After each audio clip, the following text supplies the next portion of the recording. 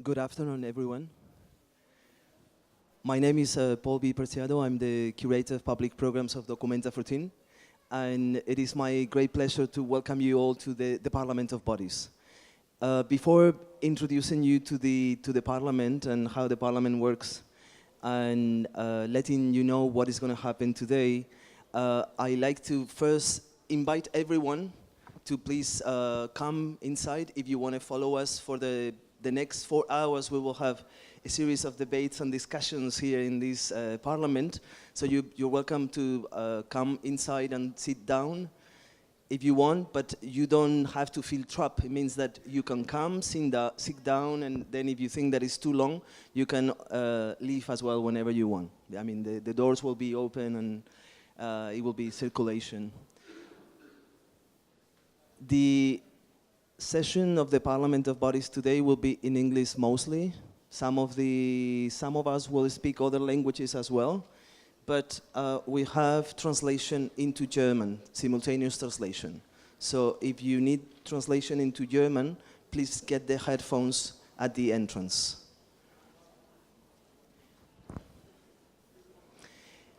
Before we start the session today, I'd like to let you know a little bit more about the Parliament of Bodies and why are we located within this emblematic particular space of the Fridericianum. As you probably know, or maybe you don't know, this rounded shape of this building was reconstructed in 1810 by Jérôme Bonaparte with the intention of becoming a parliament of Westphalia. And it was indeed one of the first parliaments in Europe for 3 years. But apparently didn't work so well. And immediately became other things. Became a library, became a museum. It was, as you know, was burned, it was bombarded. It was destroyed, reconstructed, and then after 1955, this particular space became one of the most emblematic sites of Documenta since the beginning of the 1955 exhibition. But when working with the curatorial team of Documenta 14 and Adam Simchik, the artistic director, we thought that given the research that we were doing for this Documenta, and also because of the experience of living through what it was called the Summer of Migration of 2015 in Athens, where most of the curatorial team was based to develop the exhibition, we decided to call the public program of Documenta 14 the Parliament of Bodies, because we came to the conclusion that not economy, but democracy was in crisis, and that the institutions that were supposed to represent the people, let's say the parliament, but also the museum or the school, were somehow in crisis. They were collapsing when they were not truly in ruins, like it was the case in Athens after the referendum of 2015. So that summer of migration, while we lived in Athens, and probably some of you already know this story because I was telling the story yesterday to some of the people that came to the parliament, where we lived through the summer of migration of 2015 was an enormous amount of people on the streets of Athens, hundreds of thousands of bodies, first protesting against parliamentary politics, and also bodies of migrants and refugees claiming for asylum that didn't have any political recognition as well. So we thought about bringing all these voices within another parliament, a parliament that is not organized by nation states, that is not organized either by identity politics, So a parliament of bodies. And here today you have the possibility, if you want, to become part of the parliament and to share with us a very dear and a special occasion for all of us, because we've been working for this session quite a long time. The work that we're doing today together is a trial of history. And so you're going to participate to a trial of history. We will not ask you to judge anyone, but really to participate collectively in rethinking together history. And when working on the exhibition, one of the historical texts that was important for us to think about was the Code Noir.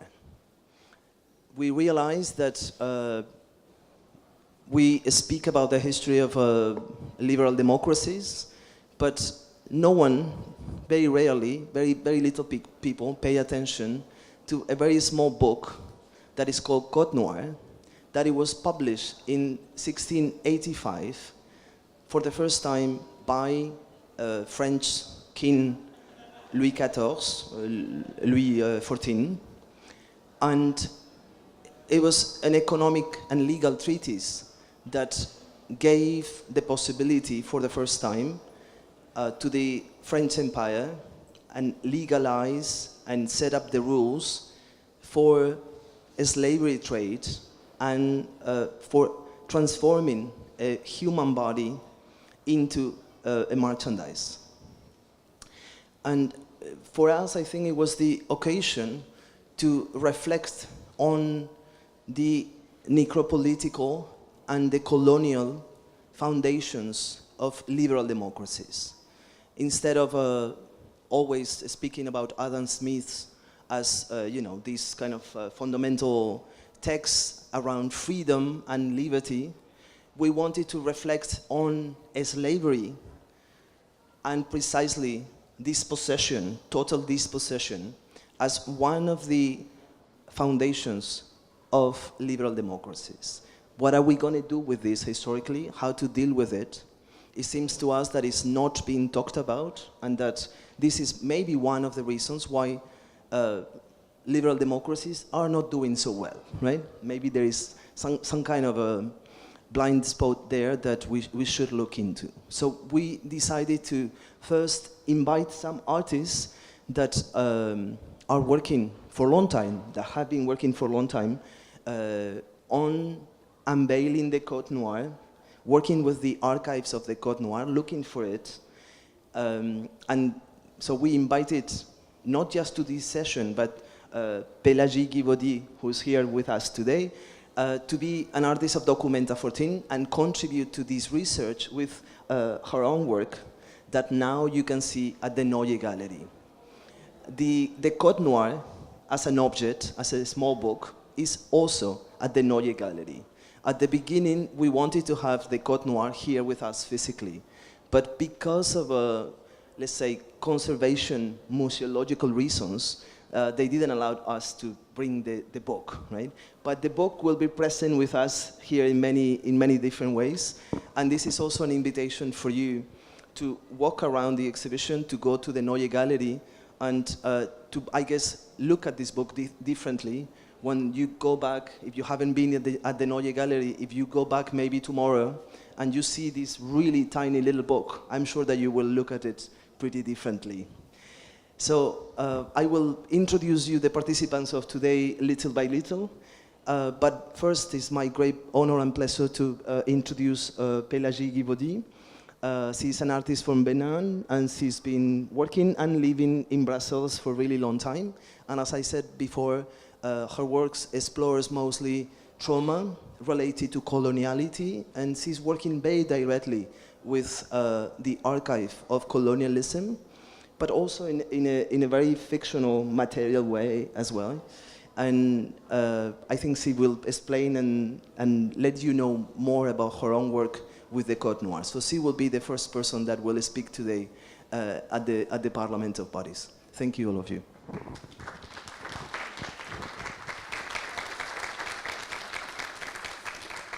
Thank you, Paul. dear audience, dear friends, thank you very much for being here, and thank you for your attention. Without you, my word would not have an echo. There will be unheard. This is to tell you that I need you.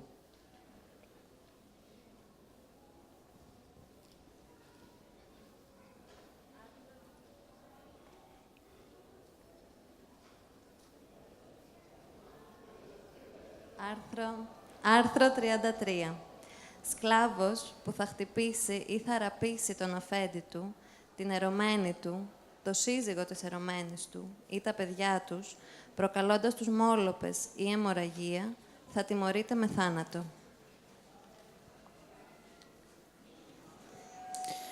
Lui, par la grâce de Dieu, roi de France et de Navarre, à tous, présents et à venir, salut. Comme nous devons également nos soins à tous les peuples de la divine providence, amis sous notre obéissance, nous avons bien voulu faire examiner en notre présence les mémoires qui nous ont été envoyées par nos officiers de nos îles de l'Amérique, par lesquels, ayant été informés du besoin qu'ils ont de notre autorité et de notre justice, pour y maintenir la discipline de l'Église catholique, apostolique et romaine, pour y régler ce qui concerne l'état et la qualité des esclaves dans nos dites îles, et désirant y pouvoir et leur faire connaître qu'encore qu'ils habitent des climats infiniment éloignés de notre séjour ordinaire, nous leur sommes toujours présents, non seulement par l'étendue de notre puissance, mais encore par la promptitude de notre application à les secourir dans leurs nécessités. À ces causes, de l'avis de notre Conseil et de notre certaine science, pleine puissance et autorité royale, nous avons dit, statué et ordonné, disons, statuons et ordonnons, voulons et nous plaît ce qui en suit.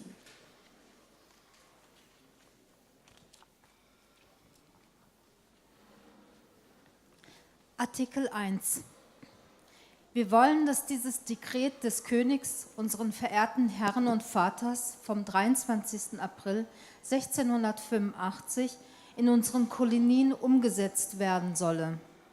Folglich befehlen wir allen unseren Beamten, alle Juden, die sich in den französischen Kolonien niedergelassen haben, ebenso wie degradierte Feinde des Christentums innerhalb von 3 Monaten nach dem Erscheinen dieses Dekrets unter der Anordnung von Gefangennahme und Beschlagnahmung ihres Besitzes zu vertreiben.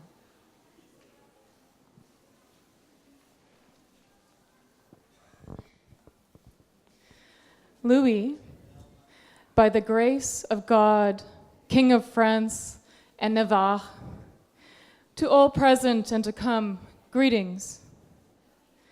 Since we owe equally our attention to all the peoples that divine providence has put under our obedience, we have had examined in our presence the memoranda that have been sent to us by our officers in our American islands, by whom, having been informed that they need our authority and our justice to maintain the discipline of the Catholic, Apostolic, and Roman Church, their need there and to regulate the status and condition of the slaves in our said islands, and desiring to provide for this and to have them know that although they live in regions infinitely removed from our normal residence, we are always present to them, not only by the range of our power, but also by the promptness of our attempts to assist them in their needs.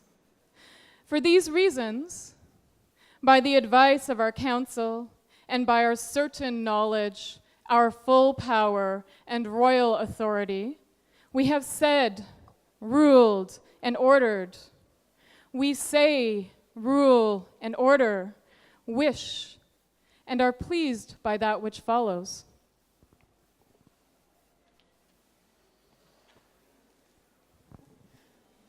Άρθρο 38. Σκλάβος που έχει θεραπευτεύσει και παραμένει φυγάς πέραν του 1 μηνός από την ημέρα της σχετικής καταγγελίας του αφεντικού του στις αρχές, θα τιμωρείται με κόψιμο των αυτιών του και σημάδεμα του ώμου του με πυρωμένο σίδερο. Αν υποτροπιάσει για δεύτερη φορά, πάλι μέσα στην ίδια προθεσμία μετά την καταγγελία, θα του κόβεται ο τέναντας της κνήμης και θα σημαδεύεται και στον άλλον ώμο. Την τρίτη φορά θα τιμωρείται με θάνατο.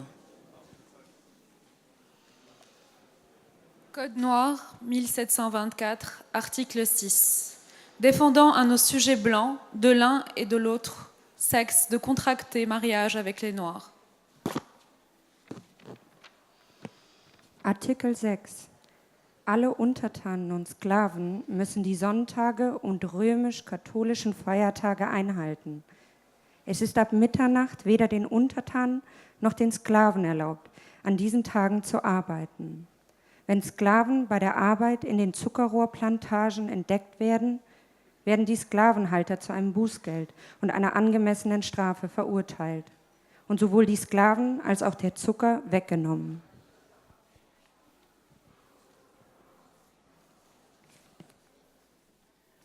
Article 38. Any fugitive slave who has been on the run for 1 month, beginning with the date of the slave's master report filed with authorities, shall have his ears cut off and shall be branded with a fleur-de-lis on the shoulder. If said slave flees again within 1 month from the date of the initial report filed with the authorities, he shall be hamstrung and branded with a fleur-de-lis on the shoulder. And in the event of a third flight, the slave shall be sentenced to death. Άρθρο 44. Δηλώνουμε ότι οι σκλάβοι αποτελούν κινητή περιουσία και επέχουν τέτοια θέση στην κοινότητα. Δεν δύναται να υποθηκευτούν, μοιράζονται εξίσου στους κληρονόμους του ιδιοκτήτη, χωρίς να ισχύει το εξαίρετο ή η πρωτοτοκία. Δεν ισχύουν στην περίπτωσή τους η αξίωση συμμετοχής σε αποκτήματα, φεουδαρχικά ή συγγενικά εξαίματος προνόμια, φεουδαρχικά ή δεσποτικά κληρονομικά δικαιώματα, ούτε η νομοθεσία της καταβολής των 4/5 της αξίας σε περίπτωση θανάτου ή διαθήκης.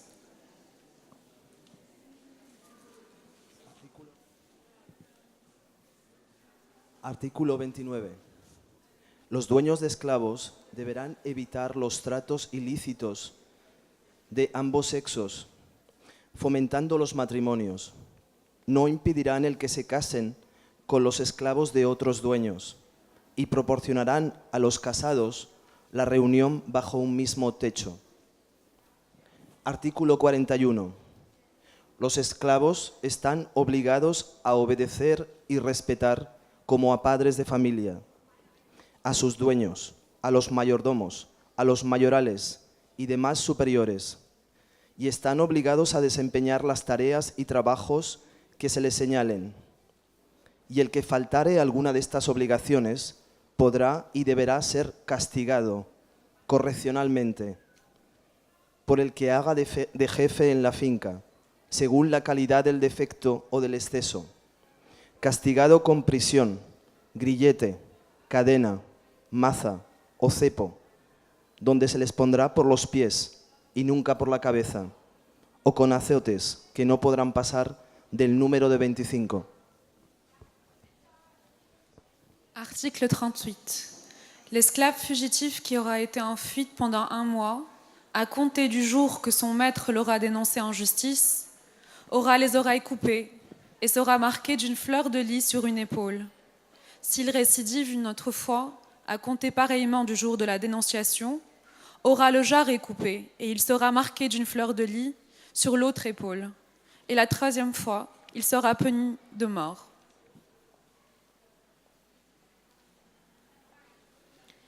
Artikel 33. Ein Sklave, der seinen Besitzer, seine Besitzerin oder deren Mann oder Kinder schlägt, wird mit dem Tode bestraft. Article 44. Déclarons les esclaves êtres meubles.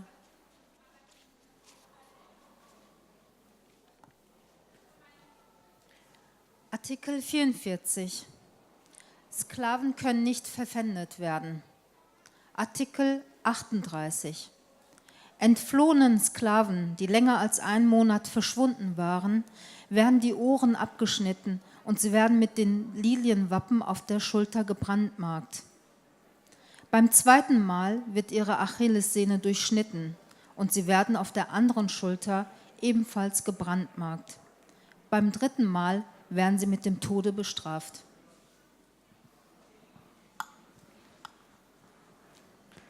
Artikel 12.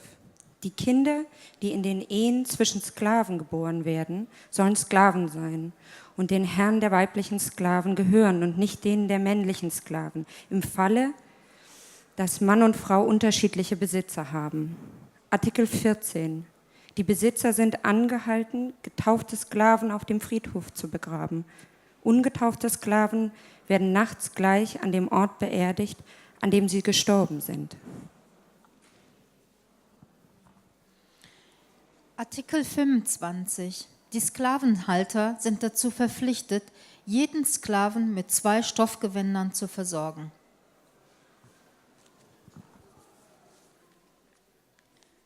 Article 44. We declare slaves to be movable stock. Article 33. The slave who will have struck his master, or the wife of his master, his mistress or their children to bring blood, or in the face, will be punished with death.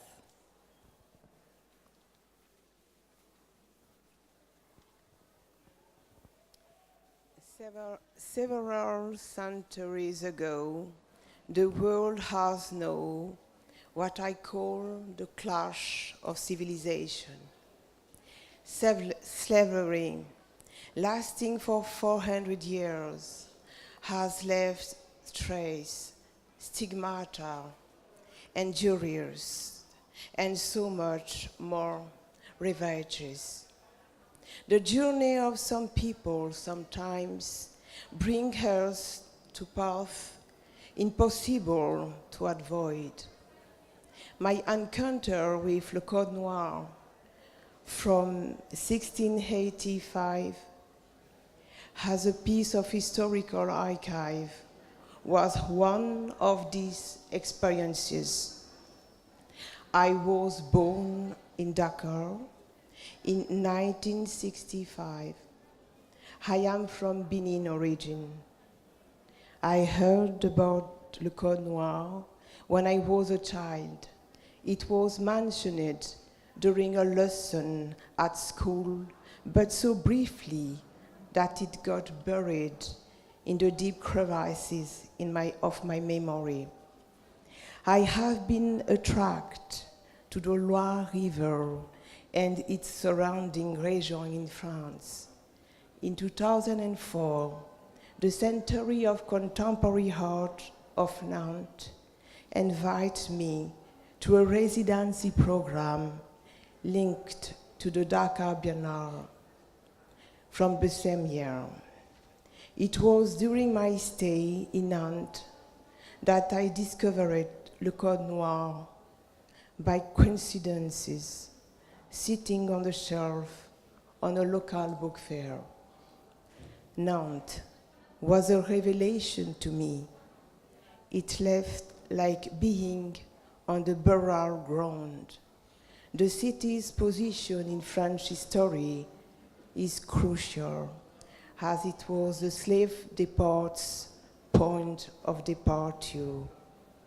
It was there that the slave boats were constructed between the 17th and the 19th centuries, destined to embark to their mission to export slaves from Africa into exile. I returned home with this book, which has not left my side ever since, and with the clear conviction that no matter how you try to escape from your past, it will eventually catch up with you. My encounter with Le Code Noir has been at very least the most metaphysical experience in my creative parts. My first experience were of disbelief and incomprehension. After several rereadings, I was taken aback by the cold, methodical cutting tone underlying each phrase. My entire being rejected this information as if it were too horrible to digest or to assimilate. Nevertheless, I felt compelled to dig deeper. I wanted to understand how fellow human beings could develop such an anti-human concept as le code noir. Bear in mind that it was so quick after truth, but that Colbert and his commission spent 3 years planning and writing legal text of 60 articles, all contained in le Code Noir. It has been an infernal and an internal battle trying to plunge into this book without getting fooled, but this duel was necessary, and he has opened up in me new challenges of stress, physically, emotionally, spiritually. The images started to flow. Consequently, I have been haunted by the memories of those we can no longer testify for themselves. Faces, form, association began to manifest as tangible creative expressions. After months of immersions, it became evident to me that it was time to demystify slavery as a unique phenomenon particular to the black race, but rather to view slavery as a part of a universal incident. It has helped me to link the problem of racism and xenophobia, past and present, north and south, east and west, as essentially economical based. For me, outing the monster from oblivion has required me taking a stand in relation to the history of Africa, and in doing so, participating in the transmission of contemporary story. The deep impression made by this book and the images that upset me confirmed as an entire body of sketches, paintings, photographs, drawings that grouped together under a single title, Le Code Noir. I started to document the historical trauma between Africa and the rest of the world through the process of Le Code Noir in the context of different countries. I call them landscapes or new visions of human geography.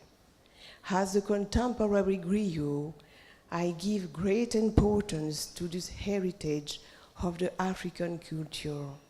I consider a gift to be in the middle of a passage from the past, the modern, and the contemporary space. It is challenging to take part in the evolution of the global world, not only as a witness, but more as an actor. My statement of a griot questions the individual as he or her she moves through life by absorbing the words of the ancient and modeling like a bowl of fat that it places in the stomach of each passerby with the ingredient of the day. In In the practical sense, it breaks the commonplace rhythm by inserting subtle incident, integrating in parts its parts of eternity. Let me introduce the concept of the downfall. Le Code Noir had a profound impact on me and is closely related to the concept of the downfall. To me, le Code Noir is a tool to observe the world's reminiscences and distortions. In 2007, I continue Le Code Noir series in Krems, Austria, because I had already realized that the first article from Le Code Noir concerned the Jewish people.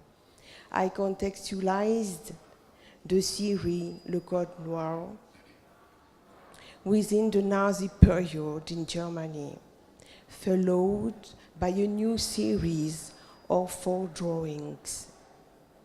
The visit to the Mauthausen concentration camp in Austria provoked a chain of questions and a series of archive pictures made from memorial sets.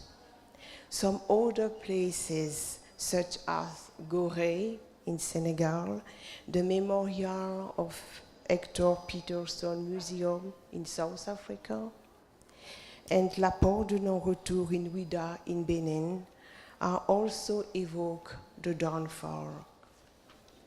The downfall of humanity is possible both at symbolic or individual level and at a global level. However, at which point can be declared that people are in complete downfall? To me, all genocides have the same root. Why should we separate them? Is just to decorate libraries? How we can identify and prevent tragedies? Boomerang. The Boomerang installation in 2009 in Berlin at IFA raised questions about immigration and awakened in me the fact that they were historical backwards and forwards to reflect on.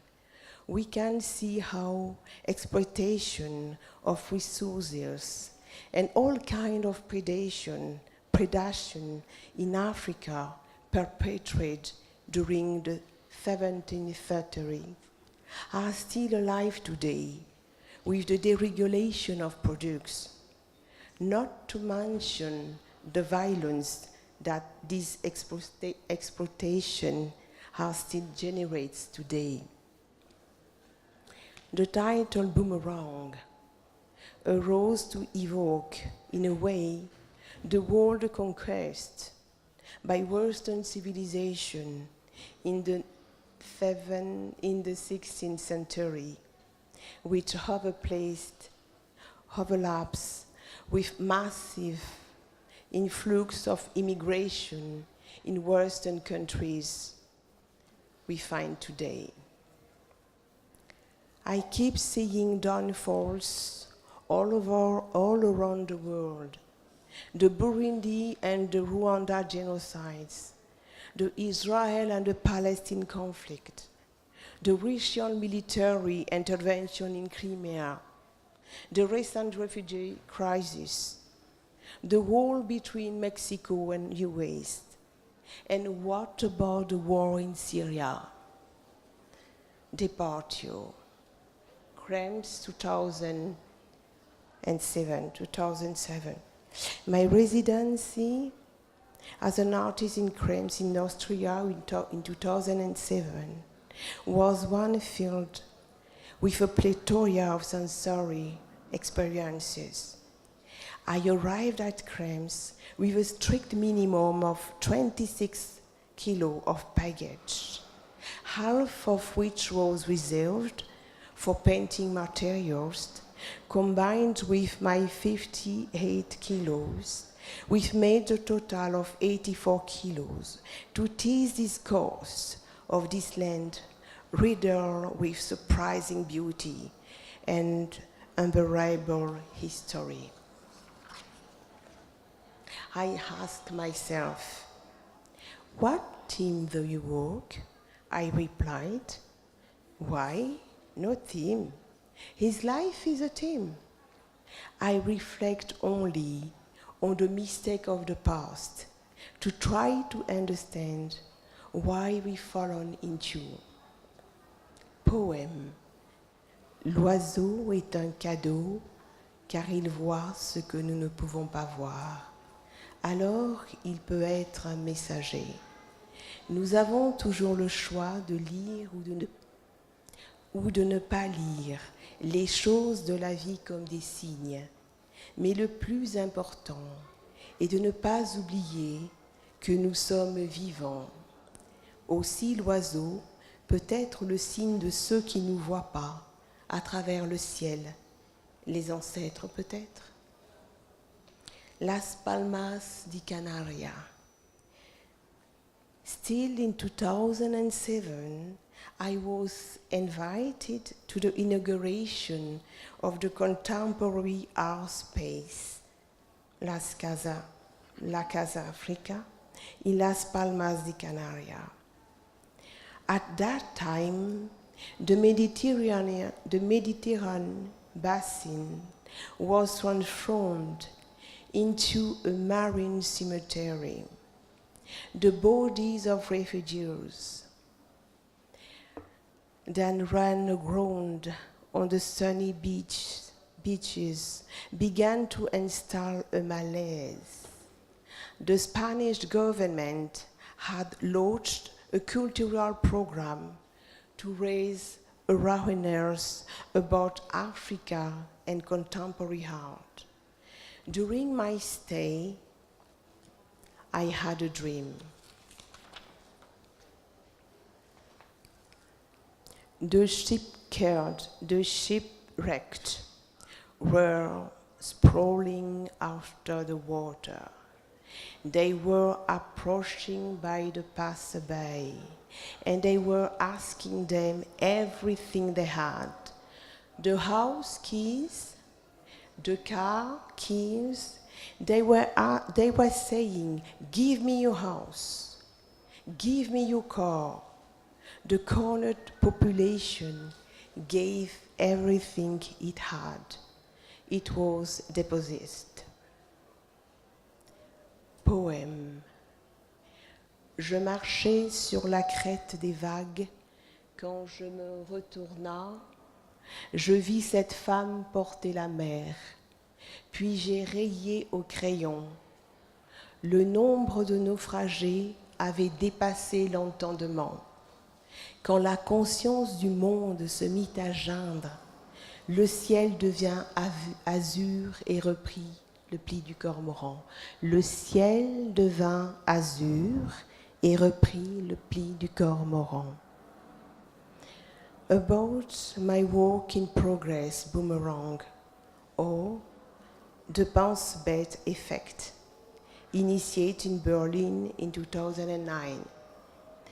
In the consciousness of a child, the world scares even through the colorful images of a book. What is more, when is a question of even more sensitive past in hearts than in voluble languages.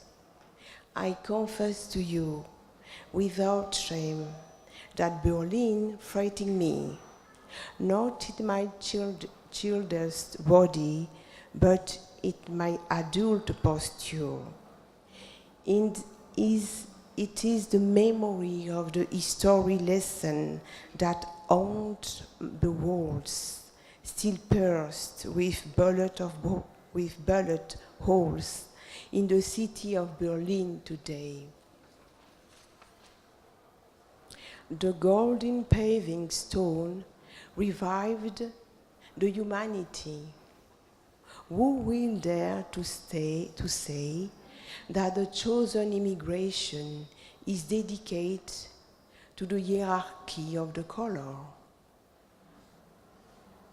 About my work in progress, entitled West Exotic Land in Stuttgart in 2009.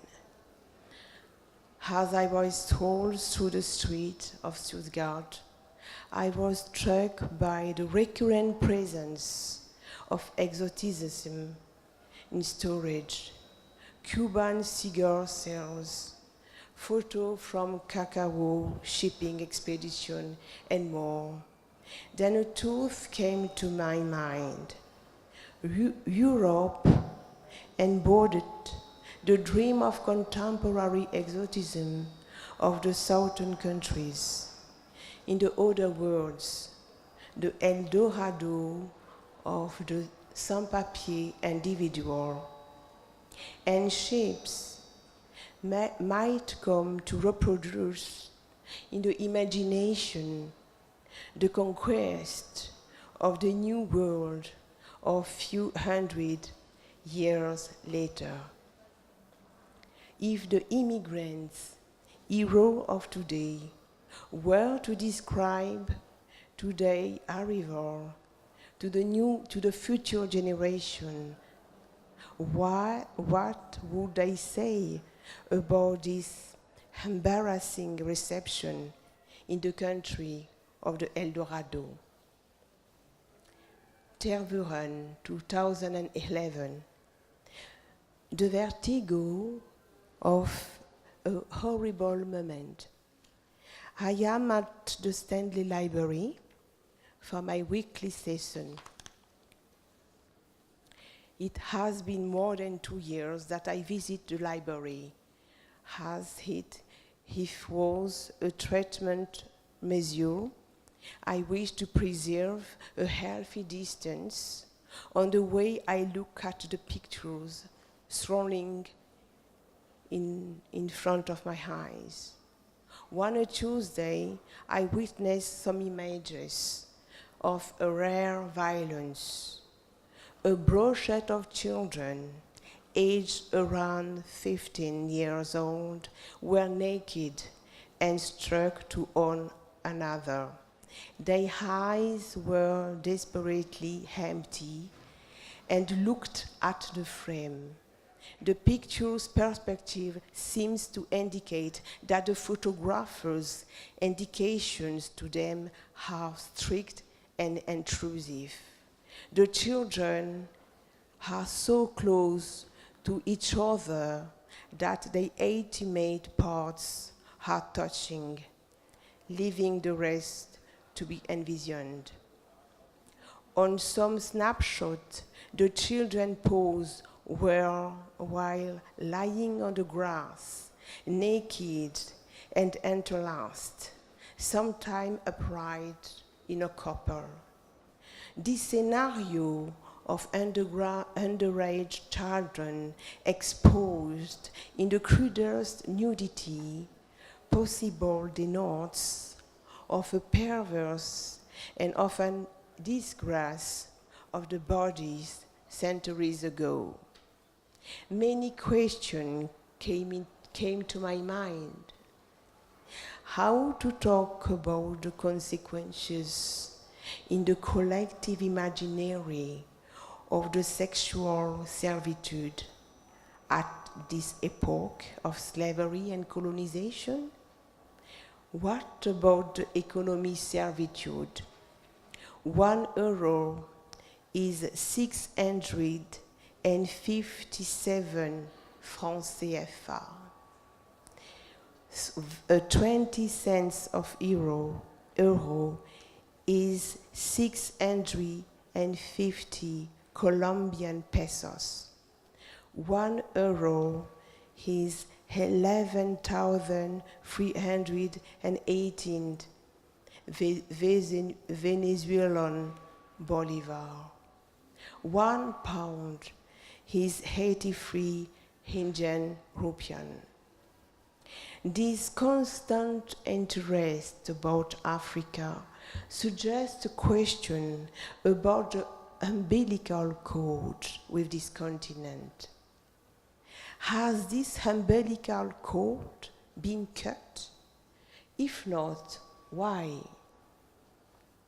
How to explain that we are so dependent of the other resources and that we waste them at the same time? How is it possible that the coffee price is definite at Wall Street?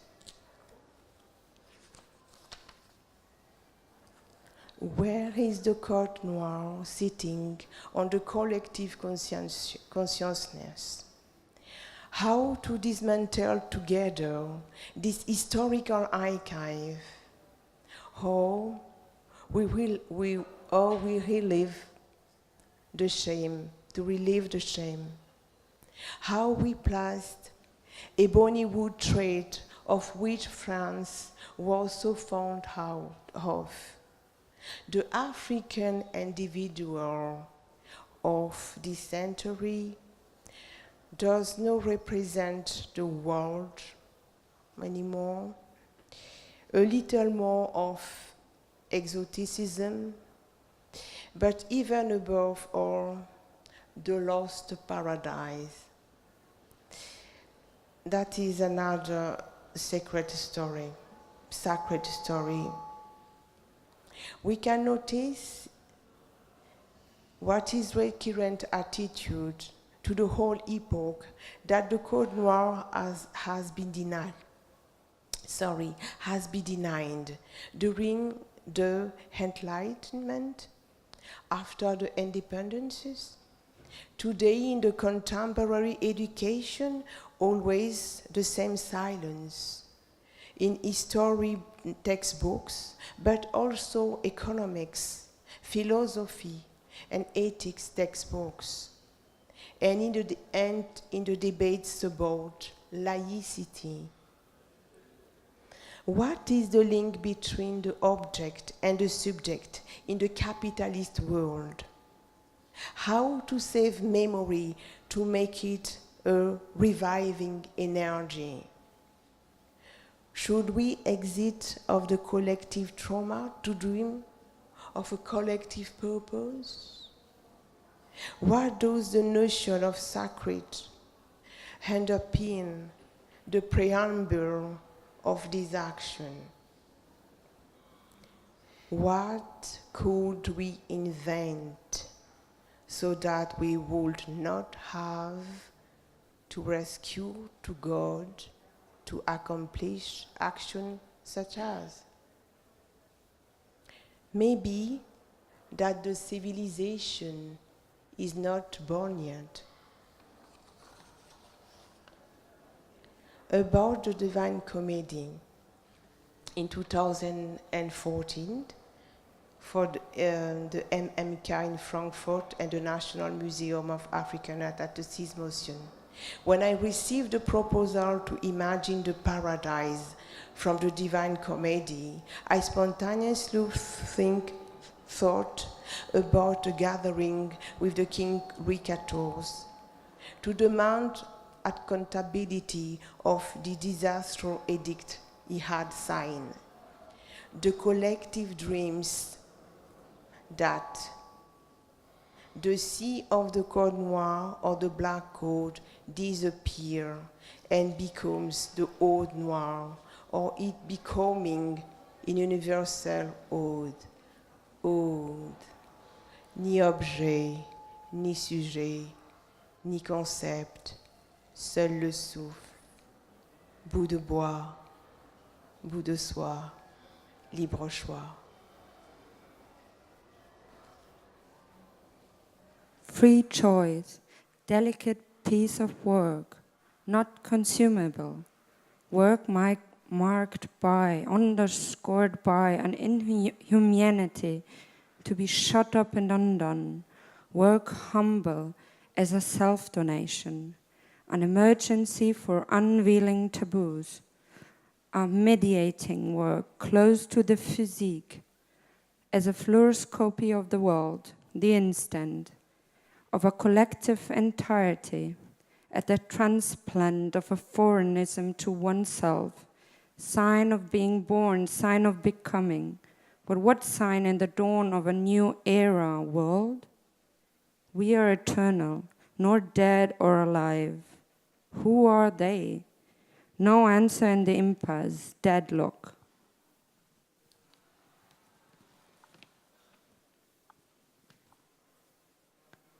The lie has been lusting too long. Spirits awake, they convoke us, they undress the speeches, discourses.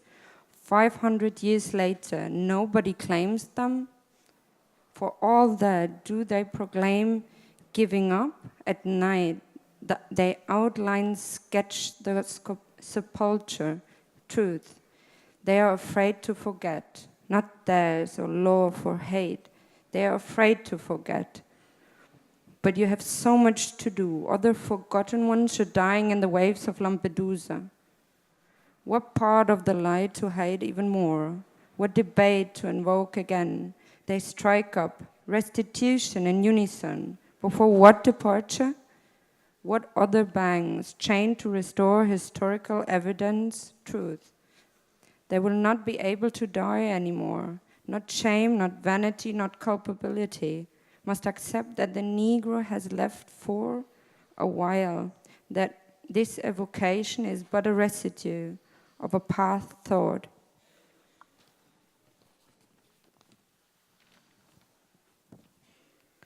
More than 50 years later, nobody claims them. For all that, do they proclaim abandoning them? They are the witnesses. They are the bread and the yeast of your lineage. Take care of yourself, they say, so that in 50 years our lineage feels like talking about you. No objects, no subjects, no concept, only the breath. Pieces of wood, pieces of oneself, free choice. They don't ask to be loved, but to keep a pedestal of them in your memory. When the last human disappears, his shade will be his witness. They will be there, brave pieces of wood to save the world's imaginary. At Nyrock's foundation and the Cradle of Humankind around Johannesburg in 2016, in a dream, a skeleton appeared to me as a nominated teacher. She is a smiling stone, she said.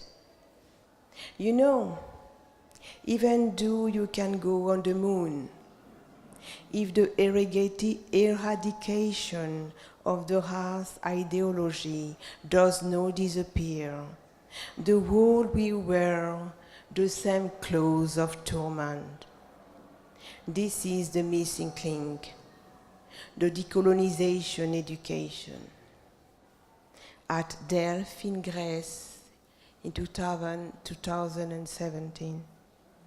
At the century from the Apollo temple can be found 800 manumissions of slavery along the polygonal world.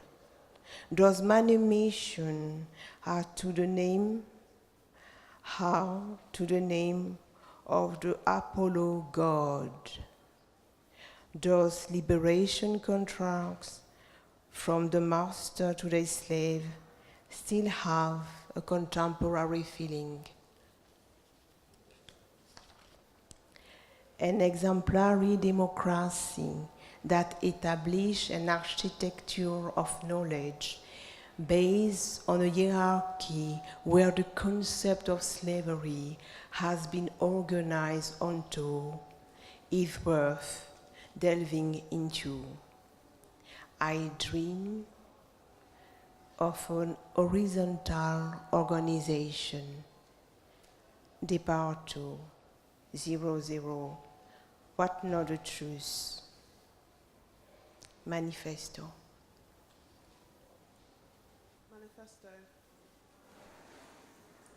Manifesto against the Black Code Edict of Louis XIV, 1685.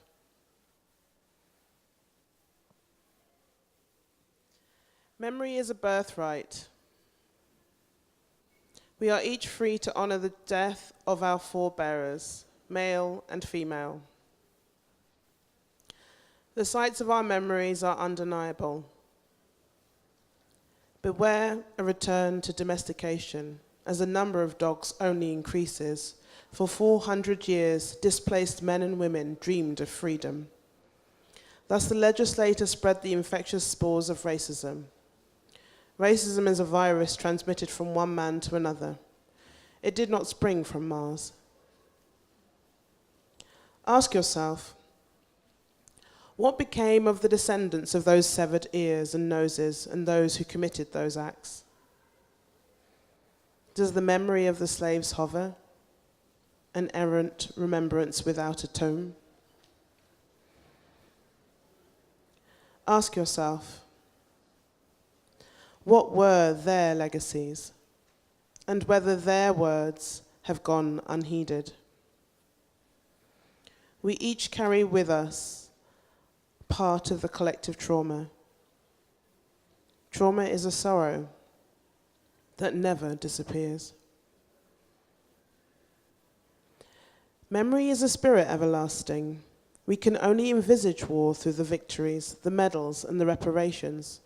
We must devote ourselves to understanding the testimonies, the psychological and spiritual repercussions wreaked on humanity. Are we capable and finally ready to accept the notions of collective trauma? Is the monster yet living? Pelagie.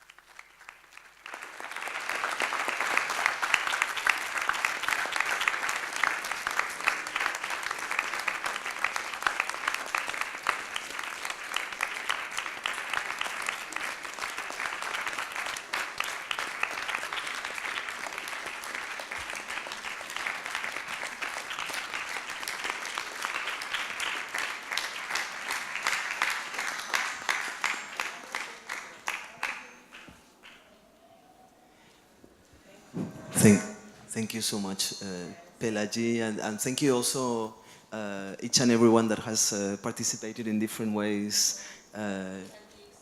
Candice, Sepake, Aisha, I mean everyone that has participated reading the text.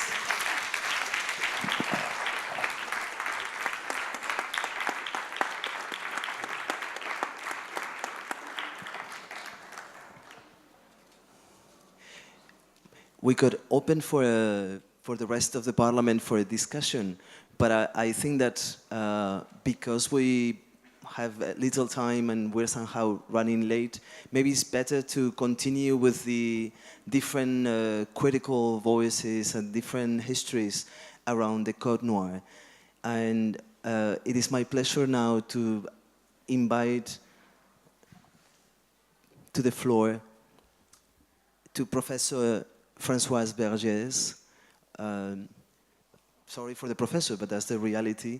She holds the chair I mean, there are people that don't like to be professors, but anyway, you know, and I think in this case, we are all very happy that you are a professor, and because education is also precisely about decolonizing knowledge, and I think there are very little people that are doing what you do in France, and I wish we could have more professors like you. So she holds the chair of the Global South at the Collège des Études Mondiales à Paris, in Paris. But she's also very well known, and I think very dear to all of us, because the work that has done both on Frantz Fanon, but also MSSR, and retelling and weaving many histories of colonialism and anti-colonialism, I think it's been fundamental for this discussion. So Françoise has been really kind to just like come from Paris today to be here with us and share her knowledge and her reading of the Code Noir. So Françoise, thank you so much, and the floor is to you. Thank you. It's working? Yeah. Okay, thank you. I knew the Code Noir quite early. I grew up in Réunion Island, which is an island of French colony in the Indian Ocean, without any native population, and the French brought a slave from Madagascar and Africa. We were never told at school what was a story, but at home, my parents were anti-colonialist, communist, feminist activists, so I knew the story. But it's still not taught in France, really, seriously. Anyway, slavery is not really taken seriously yet in France as a fundamental movement in the history of France, Europe, and the world. What I will talk about tonight, it's about the Code Noir, is to think, the way it regulated work and reproduction. That has, especially like that. What is, so it answered to needs, of course. First, regulating commerce of human beings, even though the Code Noir does not address at all the slave trade, does not say a word about the slave trade. It's about the slave. And, but what is interesting, in fact, when you read it, there is no definition of what is a slave. There are things about what the slave cannot do or must do, but there is nothing about a legal definition, as if effectively someone is already a slave when we are talking about that person. So that person was made slave somewhere, somewhat, but that process is not in fact clarified in the Code Noir. Of course, the Code Noir also, we know, because it was the article was read, transform human being into things, because they belong, like a table or a donkey, to the legacy of the master, and was given, it was within that, within the legacy. So when the children of slave owners they received so many, tables, chairs, and so many slaves. They were counted among the furniture and among the thing. But also the Code Noir affirmed that the state was a final agent. The state was really the one who was, giving the law. So it was, even though it was giving the slave owner a lot of freedom to torture, sell, buy, kill their slaves, it nonetheless affirmed that the state was the last. So that is very important, because it brought really the state as an important agent in the colony. So I will talk about that, and also about the, the impact on today, on the question of work and reproduction today. When the code is issued, you already had dozens of thousands of slaves working in the Caribbean.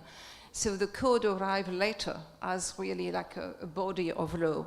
There were some decree in there, but it arrived really as a body of laws when you already had dozens of thousands of slaves in the Caribbean. When the Code Noir was revised in 1724, you had already 100,000 slaves in Saint-Domingue out of 130,000 inhabitants. And Saint-Domingue was the wealthiest French colony in the Caribbean, it provided more than half of the sugar which was consumed at the time in Europe. So it was very important, a very important colony for France. The Connois also make a connection, a very strong connection between religion and colonization, which was something that we see also after in post-slavery colonization, the importance of religion. The incredibly, like so many articles about the Catholic, the fact that slave must be, must be Catholic, and the religion of the colony must be Catholic. As you know, in the first article, it says that Jews and Protestants should be expelled from French colony. They should not be in the French colony. So the French colony must be Catholic. So the connection between religion and colonization was really, really clear. It was also a total approach. Everything, every detail about the slave life and death were, looked at in the code. So it's really a totalizing code of law. So one thing, for me, it was important. As I say, the Code Noir does not address the slave trade. Does not address slave when, human beings when they are already made slave. But nonetheless, we cannot talk about slavery without talking about the slave trade. And the slave trade is important for me because to my opinion, it set up a model that is still with us today, how to fabricate, how to build a mobile, racialized, and gender workforce.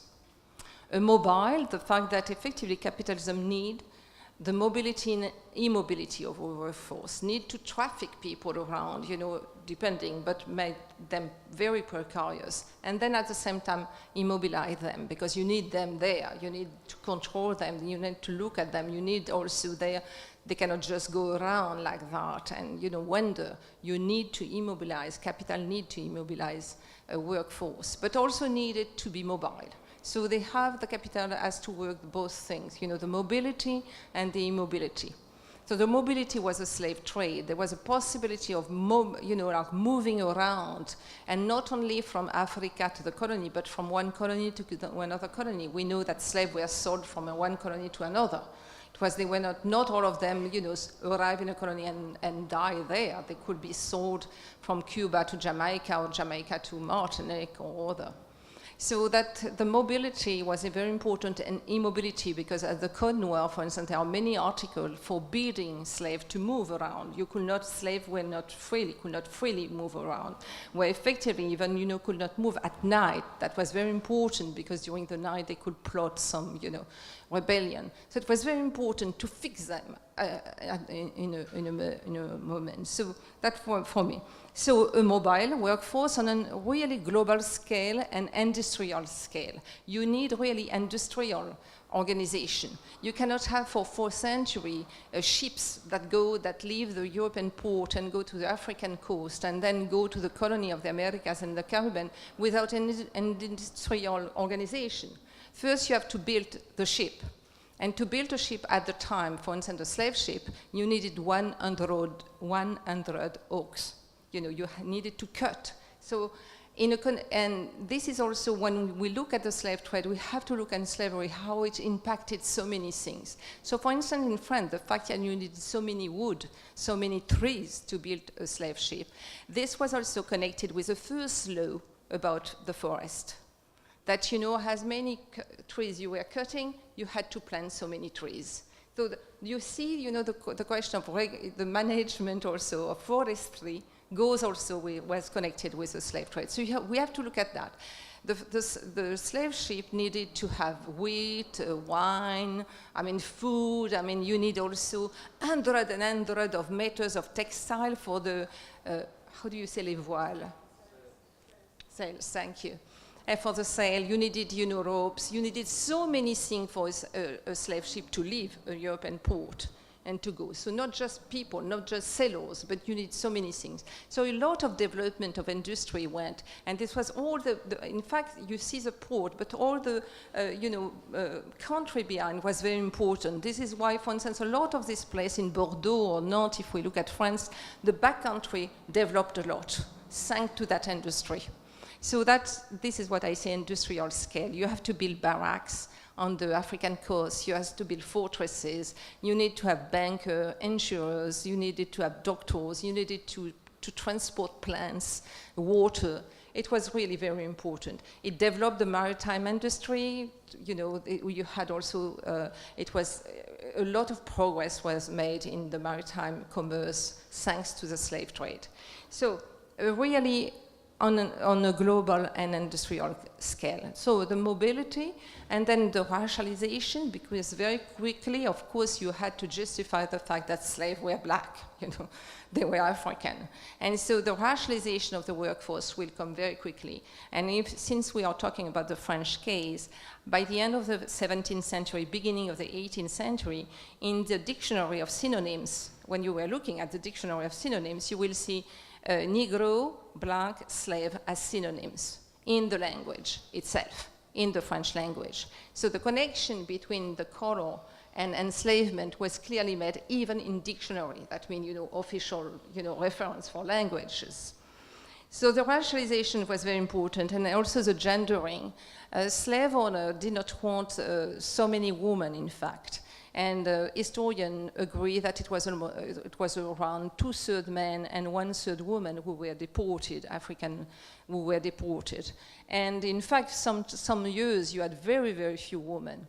And the men, I mean, they were looking for young men. I mean, the most important, I mean, between 14 and 24, this is where they were looking for. This was the highest price. The fact that it was gender was very important because, and I will talk about that. So there was the real relation between emerging capitalism and racism and the racial, I mean, what has been called racial capitalism. So that was very important also for me. Another thing we can look at was the question of reproduction. You have, as Pelagia said, it lasted 4 centuries. That means that for 4 centuries, the European ships coming had to find bodies, had to find human beings to buy. And this has been barely addressed, and for me it has been an important question. The 14 million African deported to the Caribbean and Americas, each had a mother. So there was somewhere an African woman who bear that child, made that person a human being, thinking, speaking, capable of work. And then who could be thrown in the traffic, in the slave trade. And that reproduction, Europe counted on that reproduction, invisible reproduction. So as you know, feminism has for a long time talked about that invisible part of reproduction, the fact that women bear children, and this work is totally invisible in the, you know, when we think at reproduction. This is even more invisible, has been, you know, made invisible twice, 3 times more. The fact that women, I mean, for centuries, African women bear children, made them into human beings, and these children were taken for them. And that has been very important in terms of looking effectively at the impact on Africa. A lot of, you know, part of desertification of Africa is also connected with slave trade because people left entire places that were, you know, where you had the razzia and kidnapping. Since they were taking young men, you know, the slave trader were taking young men, a lot of also cities were abandoned, and all the agriculture left. I mean, in fact, Africa, I mean, that part of the continent found again its equilibrium in terms of demography only in the 19th century. So many Africans were taken from that part of Africa that it was totally, I mean, the population fell so hard that and the fact also you know, also imbalance between men and women was so strong that it found again an equilibrium quite late, 19th century. So that question of gendered workforce and the question of reproduction was important. You know, the African womb was capitalized, and womb was made into a capital and thrown. But then the slave owner, slavery and the Code Noir addressed that question, also had to think about reproduction in the colony. What do you do then in the colony once you have brought these people? As you know, there was the rate of mortality was quite high on the slave ship. At the beginning, it was high, up to 20%, then it, slowed down a little. And then also in the colony themselves, the slave lived, like 8-10 years at the beginning, no more than that. They died in 10-12 years because they were worked to death. And so the question of reproduction of that enslaved workforce was raised, of course, among slave owners. And the question was, what do you do, And you find two, we could say, solutions, two answers, more or less. One is the answer made in the United States because of the abolition of slave trade, of the African slave trade in 1808. So then, even though you have some illegal slave trade, there was a development of a slave breeding industry in the United States, especially in the state of the South. Women, Jefferson proposed that every 2 years a slave woman will be, put pregnant, will be impregnated. And, but some slave owners wanted one after the other. So women were raped and impregnated constantly to provide this workforce. So that was the slave breeding industry in the United States. But in the French colony, and because we are talking about the Code Noir, the slave owner did not want the local reproduction, because they thought that, in fact, if you put, the enslaved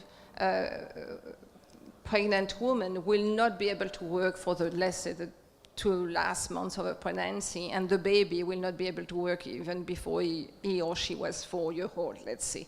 You could put children at 4 years old at work in the field. So they thought it was too long. They were losing too much, too much workforce then. So they chose importation. This is why, in fact, in the French colony, the Code Noir, it was very important about the question of, where is the place of the woman and the man. Because, in fact, it was really importation for the French. And that was, even though, of course, slave women were also violated in the French system, but it was really the question of importation. So this is why also in the French colony you have a long imbalance between the sexes. The fact that you have very high number of men and very low number of women was very important. You had some plantation when you could find, for instance, 200 men and 12 women only. So just think about the life of this woman, right? And think of the violence and the question of sexuality and reproduction. It was also important, of course, of regulating sexuality, and as you heard, one of the first articles was to forbid a sexual relation between black and white. Of course, they were thinking mostly about white men with black women, because the other way was the taboo of taboo, a black man with a white woman, that was a taboo, and we know what happened in the United States about the suspicion and the lynching afterwards. But what I want to say about that we think about the colony and we could say, okay, that was logical, that in the colony, that was in the logic of the slave system. But we should not forget that it happened also in France itself, that, the boomerang effect of slavery also came back to Europe. It did not happen only in the colony.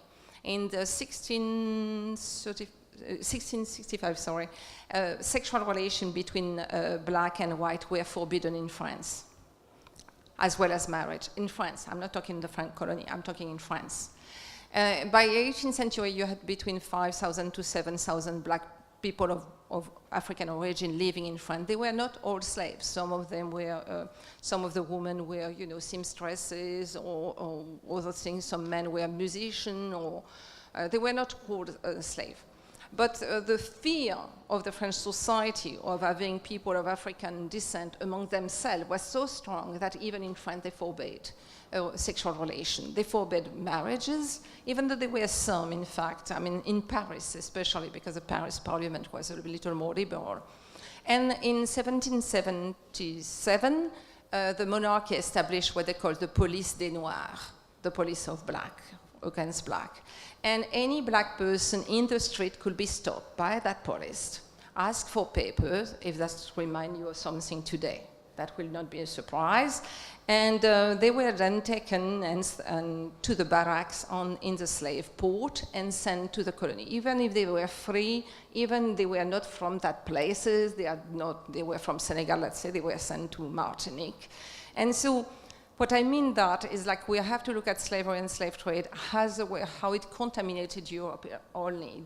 Not just because Europe put this philosophy or this code of law over there, but how it came back here, how it came back in terms of the law, in terms of how you conceive work, how you conceive freedom. You cannot, freedom was effectively thought because you had a slave. It was a slave who made, the free person. It was the way black sexuality was looked at that white sexuality was built, especially the sexuality of the white woman, and what was the honor of the white woman. So that was very important. The boomerang effect in France. This decrease against sexual relation and against the presence of people of African descent in France were abolished by the French Revolution, but re-established by Napoleon, who also re-established slavery in May 1802 because slavery had been abolished by the French Revolution on February 1794. So that was also very important because, in fact, the Code Noir was abolished only in 1848, in February 1848, in the middle of the 19th century with the Second Revolution, which also abolished slavery on April 27. So the Code Noir lasted until 1848. So it was quite long, say 1685 to 1848. And in fact, that model of a mobile, racialized gender workforce and all the regulation and the racialization of the workforce and all this, regulating workforce sexuality lasted after the abolition of slavery. It remained really the model. When imperialism and the Africa and Asia were, penetrated by the European power, they needed, and slavery was abolished, they needed a new workforce, to exploit. So millions of Indians were taken from India, South India, around 30 million, and also millions of Chinese were taken and sent to build the railway, to work in the mine, in the plantation, everywhere, all around the world. Again, it was on the global scale. Some of the former slave ships were used to transport the indentured workers, and it was again gender. It was again in measure 2/3 men for 1/3 women who were transported. So it was again the new processes of racialization, new processes of gendering, and new processes of mobility and immobility and racialization. And that model lasted even until, let's say, World War II. And it was so south to south, right? The workforce, except of course for the United States, but you can say, it was transported from Africa. And then after World War II, capitalism needed, the West needed workers in their place. So that the movement of migrants was taken toward the north.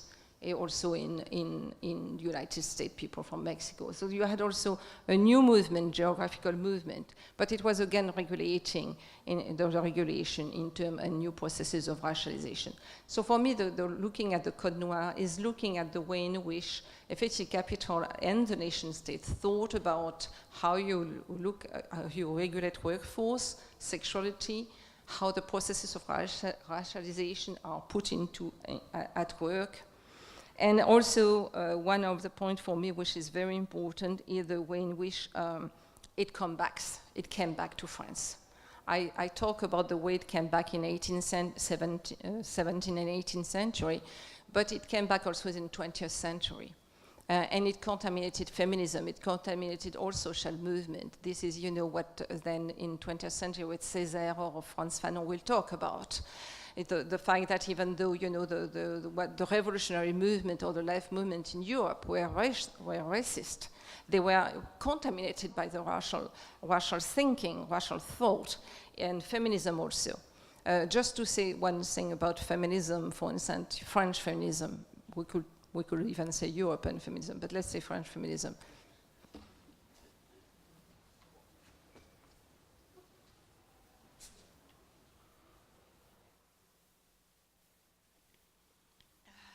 Sorry, it's not just because I talk about feminism that I needed to drink, but...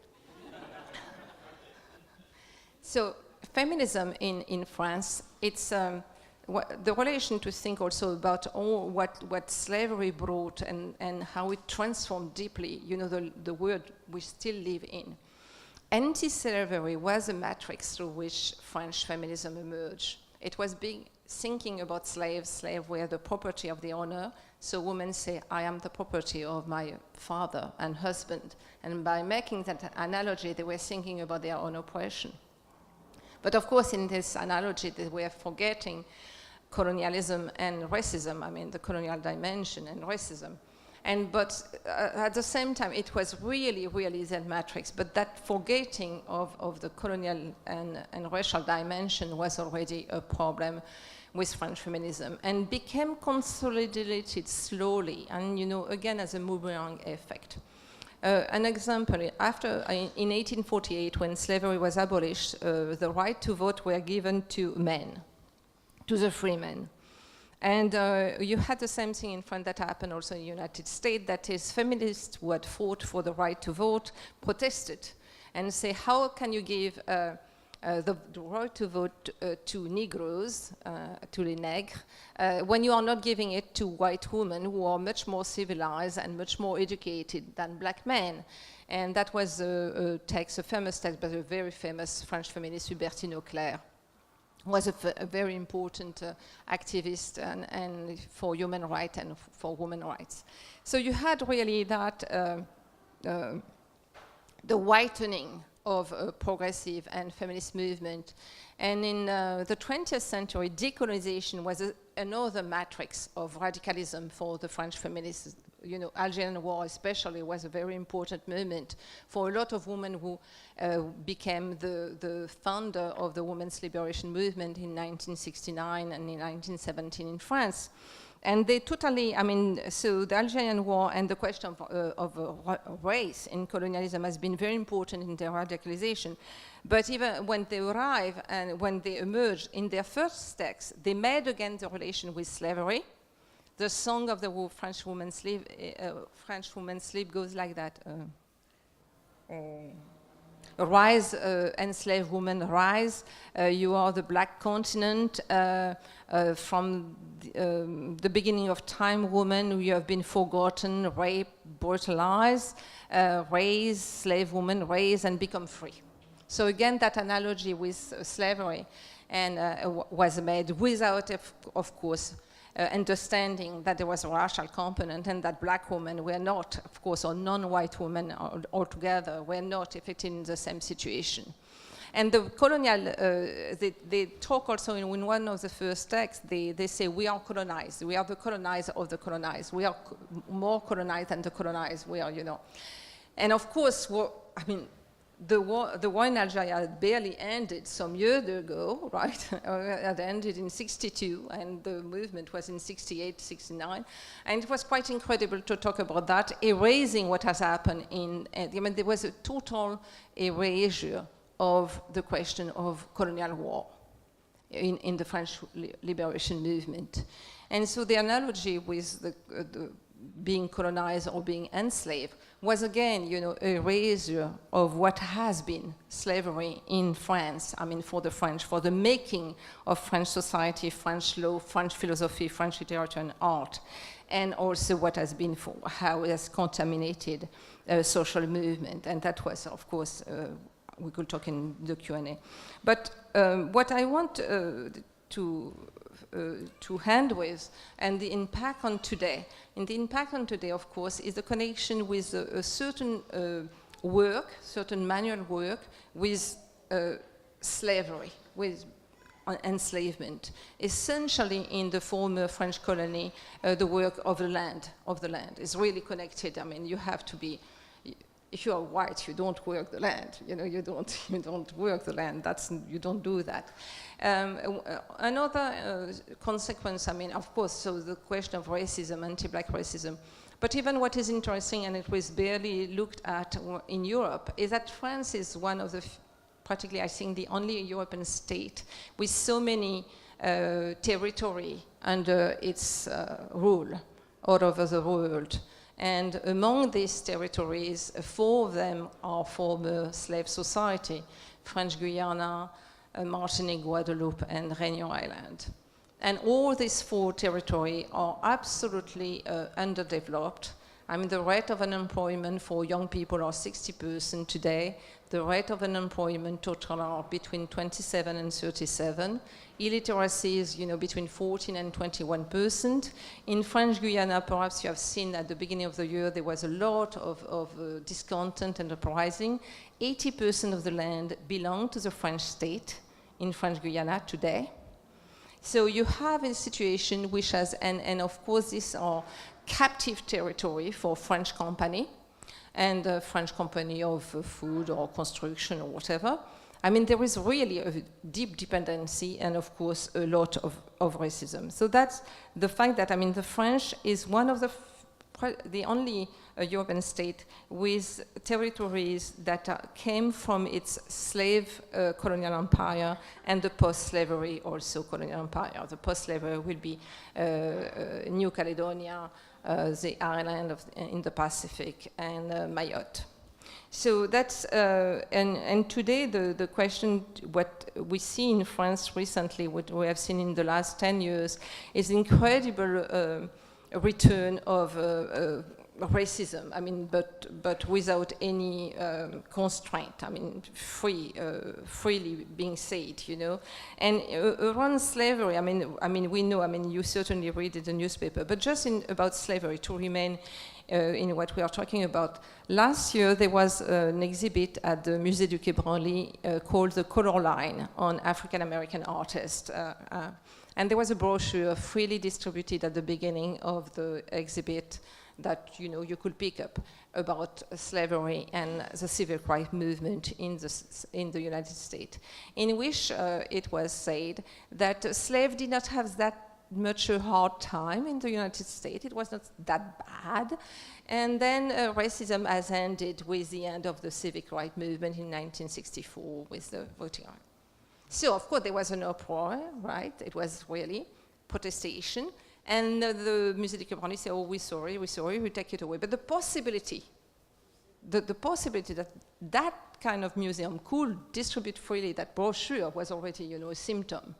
Another thing that was a minister of women of the last government, she was interviewed and she was asked, what does she think about women who wear the veil?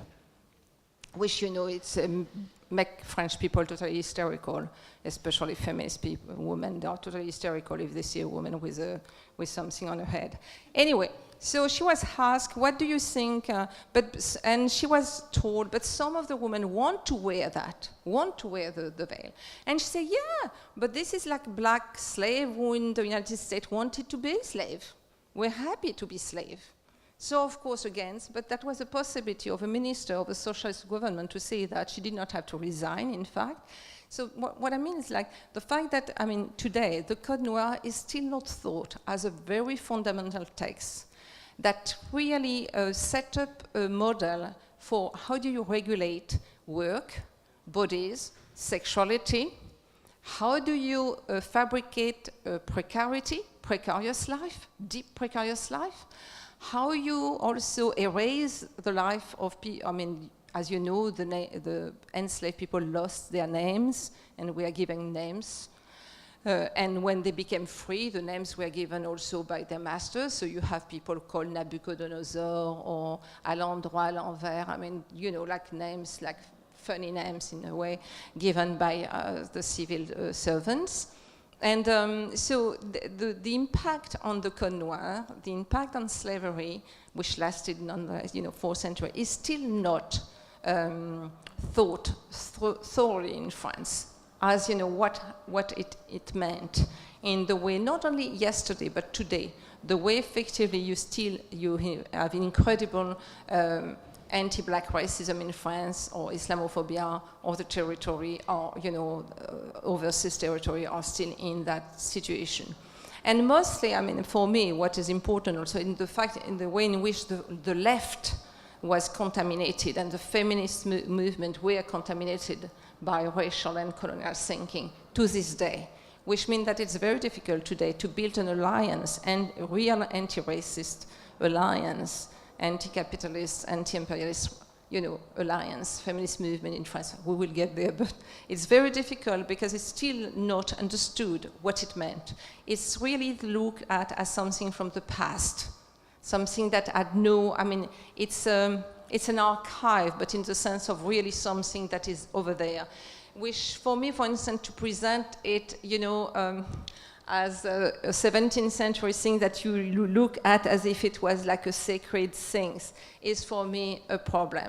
I think it should be in our hand, and we should look at each article and reflect on each article deeply what it means.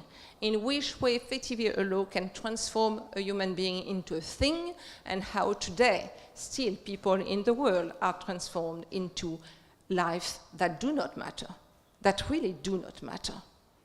That do not matter. Either, of course, we know about so many African American and Native American who are killed in United States. But you do have almost 2 every month in France, black or Arab kids who are killed by the police. Not one policeman has been condemned. Not one. Today. Not one. So this is what also the way in which the world is still going on. And today, this is my last thing, what is perhaps interesting to reflect on is the traffic of human being is mostly, it's more women than men today. So that's the interesting fact. It's really connected with the care industry in the West, the fact that white people need the non-white women to take care of their kids and their elderly. It's also connected with domestic work a lot, everywhere now, not just in the West, but for the middle class everywhere, and connected a lot with the sex industry, which is growing, which is one of the growing industry today. And of course with work, we read about that in the newspaper, the women working in Bangladesh and who are burned alive, so we can, buy a t-shirt. But it's also, the sex industry is an increase, which I think is connected also with increase of wars in the world, because when you have militarism as an ideology, you usually have, right away, the sex industry, not very far. So for this, the old, for me, the Code Noir, and it's the possibility how from that text to pull many, many threads and to look at so many things in terms of how commerce was organized, how human beings are transformed into bodies that do not matter, into lives that do not matter, how this affects the law, literature, art, gender, movement, progressive movement, social movement, cultural movement, and the arts also, since we are in an art exhibition. Thank you.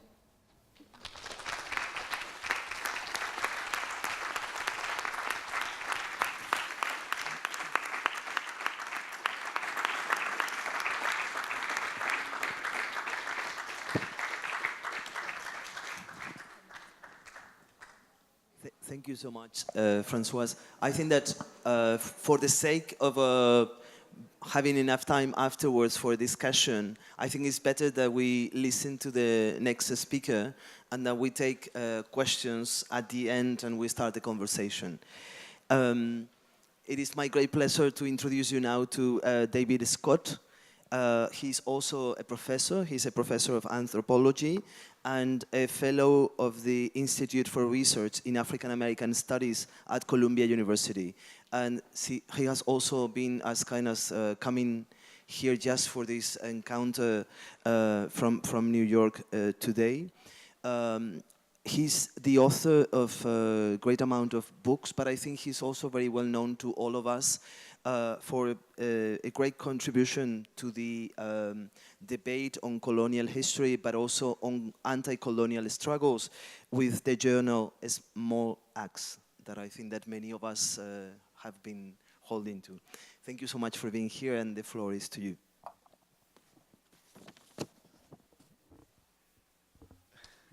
Thank you very much, Paul, for that, and thank you very much, Victor and Dimitra, who's not here, I gather, in Kassel, for organizing the logistics of my travel. I'm very, very pleased to be here, and what I'm going to say will have points of contact with what Pelagie and Françoise have already said. The title of my presentation is Irreparable Evil. These reflections on the question of the Code Noir are meant to be notes, essentially. They do not necessarily add up to a full-blown coherent story, but there is, I hope, at least the uneven outline of a roughly consistent theme. This theme concerns the moral history of the past and the present, specifically the moral history of the evil of New World slavery. I'm using moral history here advisedly in an expansive sense as the covering name for an interpretive historiographical orientation that centers on the perpetration of historical evils and the moral and material harms and injuries that these have engendered in the present. Moral history, in other words, takes past agents not only to have been rational and willing social subjects, but for these very reasons, that is, because they are rational and willing in the context of a social life, are moral agents as well, whose actions consequently can be thought of as incurring obligations on the one hand and entitlements on the other in respect of past wrongdoing. New World slavery, of which the Code Noir, thank you, Victor.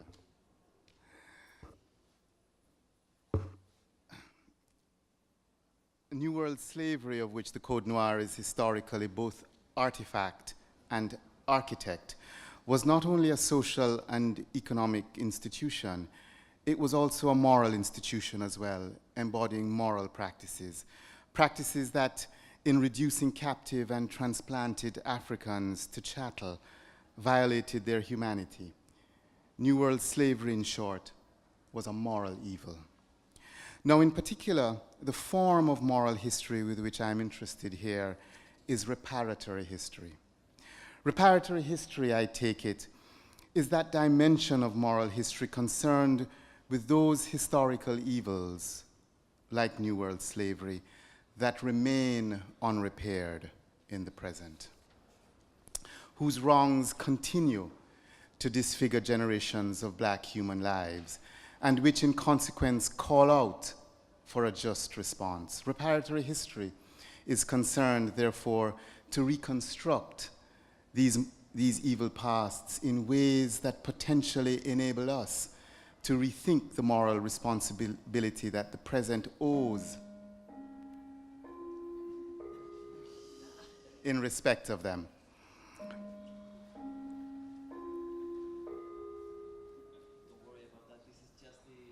The exhibition will close. Yeah. For I agree with those who hold that an elementary principle of reparatory justice is that historical wrongs admit of no statute of limitations. They do not fade over the passage of time. They cannot be superseded by circumstances. Unrepaired wrongs remain wrongs still. More than this, they not only remain the wrongs they originally were, but the claims that derive from them, both moral and material, ramify in virtue of the fact that they remain unrepaired. The unrepair of a wrong is itself a perpetuating wrong. The Code Noir is not an anachronism, as both Pelagie and Françoise have made very clear. It is not an inert or dead document. To the contrary, it registers the generative trace of a past that is, in fact, not past, but that haunts the living present. The Code Noir derives its relevance from the simple fact that it is a constitutive part of an unfinished history. Needless to say, I do not mean to suggest by this that there are some histories that are somehow finished or over with, in which the historical actors have finally arrived at their teleological destination, their Hegelian rendezvous with the end of time. I mean rather to evoke the idea that an unresolved or an unreconciled, evoke the idea of an unresolved or an unreconciled history. And here again, not only a history shaped, as all histories presumably are, by social conflict and political struggle, but a history pervasively unsettled by a troubled past that, lingering almost preternaturally, weighs in Marx's famous phrase from the 18th Brumaire, like a recurrent nightmare on the collective psyche of the present. The special value, I believe, of the idea of a past that haunts is that it helps to attune us to the poignant, sometimes intangible senses in which an appalling wrong or injustice has left a wound that will not heal, an insupportable injury to mind and body that continues to rankle with resentments and that inchoately, perhaps, burdens and torments the present.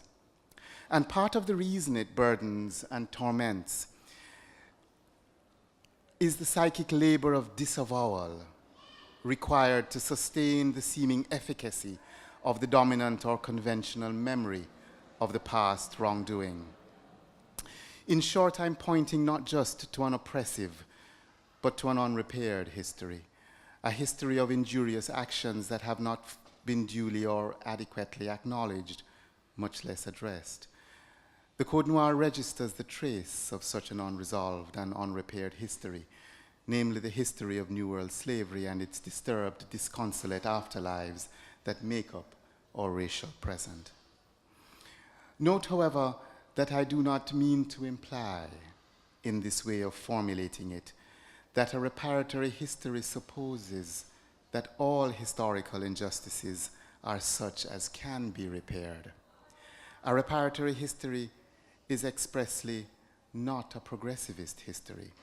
Indeed, one might say, and I will return to this in a moment, that the significance of a moral and reparatory history is precisely that it emerges in a context of the exhaustion of progressivist history to point a future beyond the present. A reparatory history does not presuppose moral or any other kind of improvement. It is not compensatory. It needn't offer no balm of restitution. It does not constitute for itself a futurity that redeems the past. Indeed, what a reparatory history tries to do is to accommodate itself to the uncomfortable thought that some loss or damage or injury or failure can be permanent, in the sense meant by George Steiner when he observed acutely that Oedipus didn't get his sight back. This is the kind of wrong that evil seeks to describe. To my mind, therefore, the sensibility of a reparatory history is both catastrophic and tragic.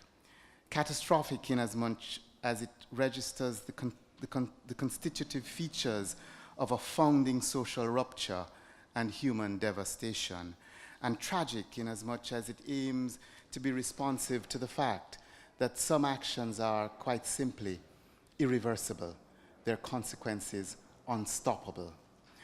Reparatory history then embodies this paradox.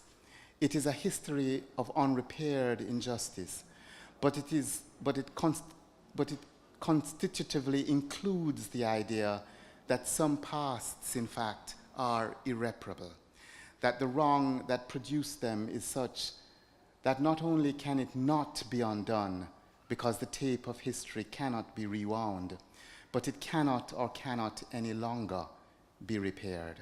It includes the idea that there are some wrongs, that where some wrongs are concerned, we may not even be able adequately to articulate fully and once and for all what such repair might or should look like or entail.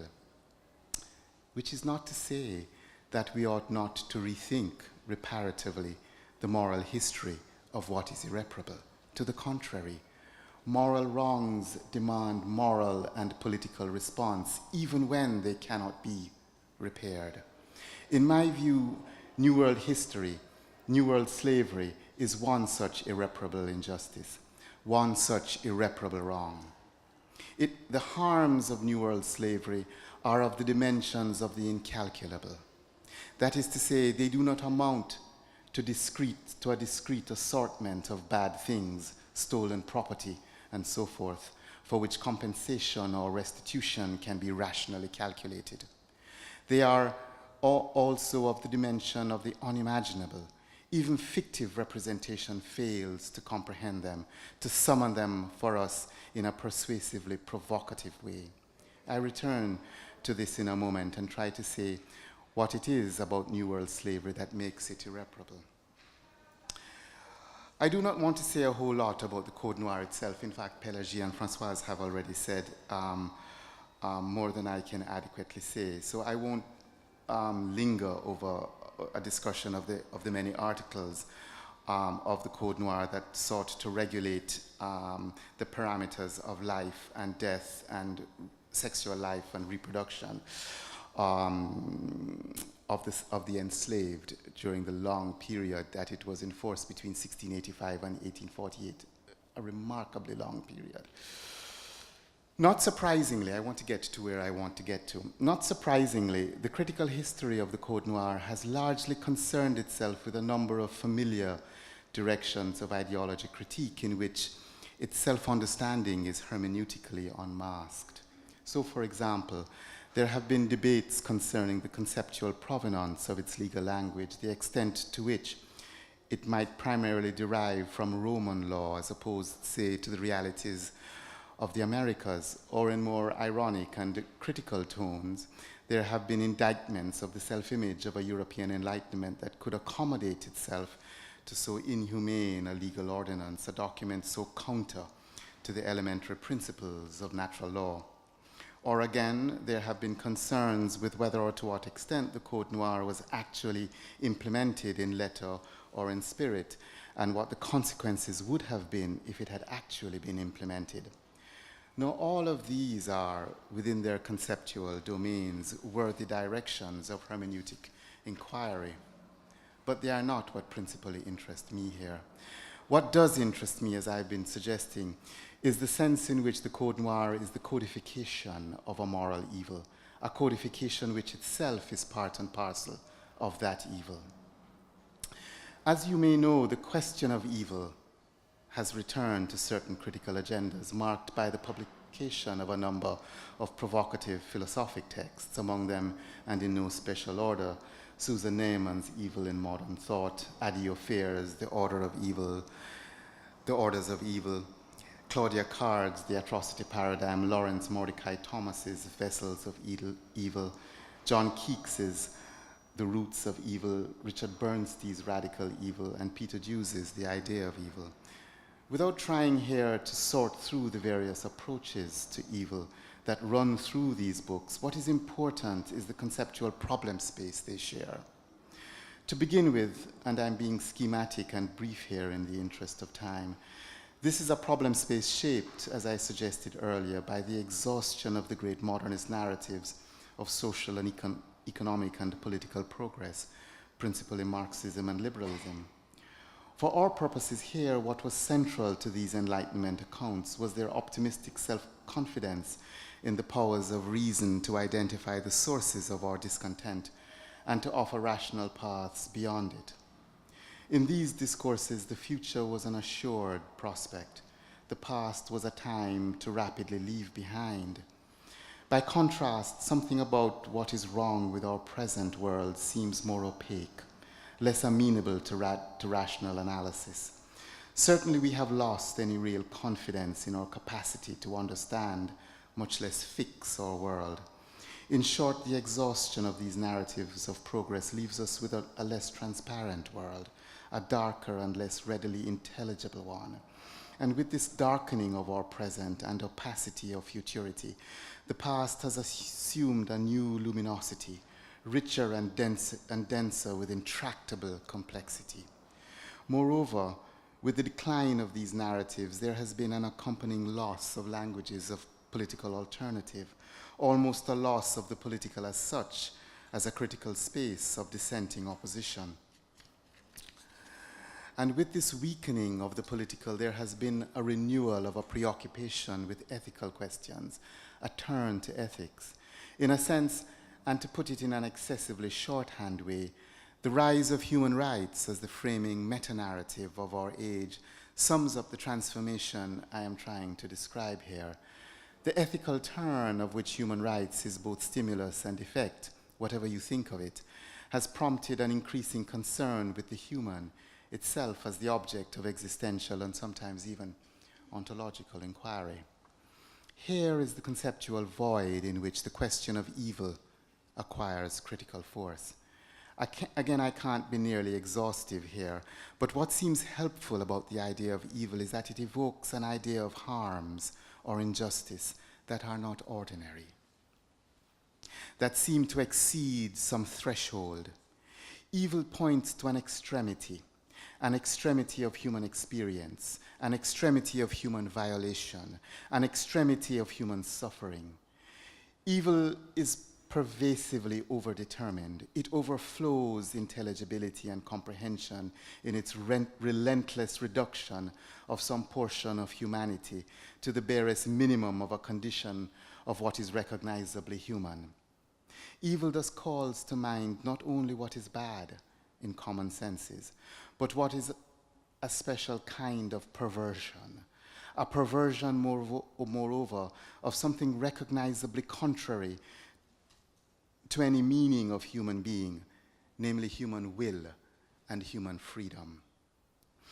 In this broad discursive context, the Holocaust has emerged as the paradigm instance of the moral disaster of the 20th century and after.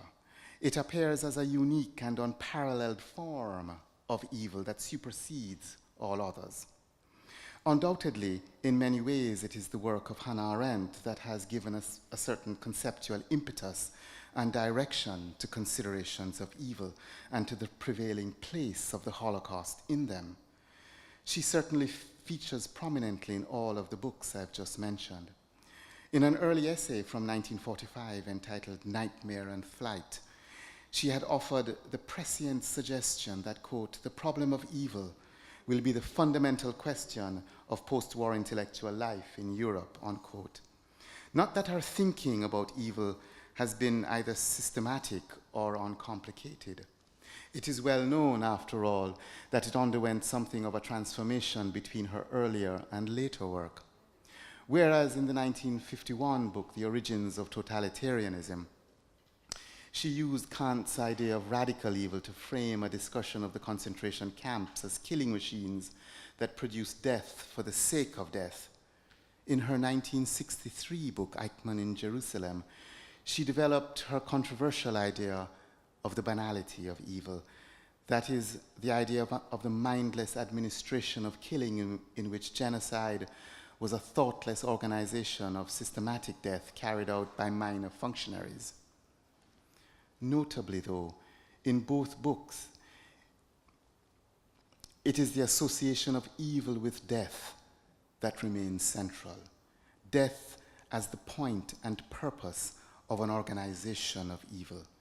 And this is contrastively important for our considerations of the evil of New World slavery.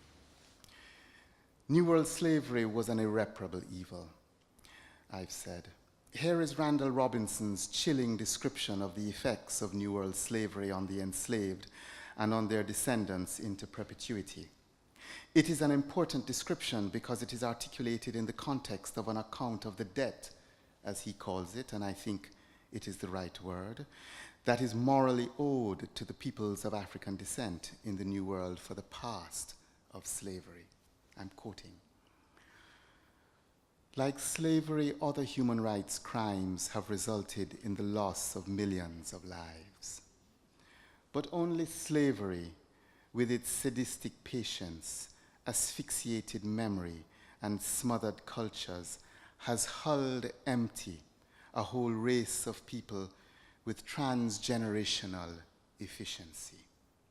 every artifact of the victim's past cultures, every custom, every ritual, every god, every language, every trace element of a people's whole hereditary identity, wrenched from them and ground into a sharp, choking dust. It is a human rights crime without parallel in the modern world, for it produces its victims ad infinitum, long after the active stage of the crime has ended, unquote. There is much in this description of the catastrophic effects of New World slavery over which we could and perhaps should pause.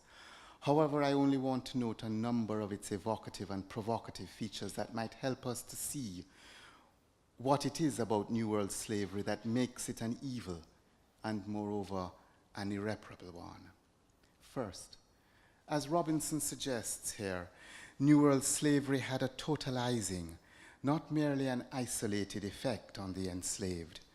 That is, an effect not simply on individual lives or on lives as individualities, but on the very conditions of possibility of black enslaved life as such. And therefore, slavery's effect was not merely on discrete areas of black human life, but on black human life as a whole. Part of the reason this is so is that New World slavery was less an event than an institutional dimension of an evolving global structure and system. Slavery was systemic, not episodic. It wasn't therefore an organization of practices added on, say, by a few wayward rogues or evil men as a pernicious supplement to an existing but otherwise valid structure or system. It was not a contingent fact of a prevailing reality. To the contrary, New World slavery was an engine of this evolving structure and system, or more precisely, an engine of capitalist accumulation, and therefore an engine in the making of the modern world itself. There is a lot to say here, which for want of time cannot be fully elaborated, but suffice it to say that the story of the relationship between capitalist modernity and slavery is familiar enough, at least in outline, thanks to Eric Williams' famous book, Capitalism and Slavery. The details of his argument may be variously disputed, but the overall arc of the connection is not in doubt. In any case, for my purposes here, the main point is less about the quantitative extent of slavery's contribution to the making of capitalism than the fact that the institution of slavery was inside, not outside, the making of capitalist modernity. It was inside of capitalism and therefore inside of modernity. Second, Robinson evokes the temporality of slavery, its duration. New World slavery was not only systemic, that is, an integral and non-contingent dimension of capitalist modernity. It also lasted a long time, as both Pélagie and Françoise have underlined. New World slavery reproduced itself not only for a few years or even a decade or two. It prevailed constitutively in its systemic role for generations on end, such that there were enslaved people who knew nothing else but the condition of their enslavement, and that of their parents, and of their children and grandchildren. This is an elementary but crucial fact for the normalization of slavery as a hereditary social condition for black people in the Americas. But Robinson wants also to get at even more than this particular sense of the time span of slavery. He's pointing to slavery's racial afterlives. New World slavery, he suggests, was not only a generationally reproduced institution, it was also an institution whose deep effects have long outlasted, as he puts it, the active existence of the institution itself.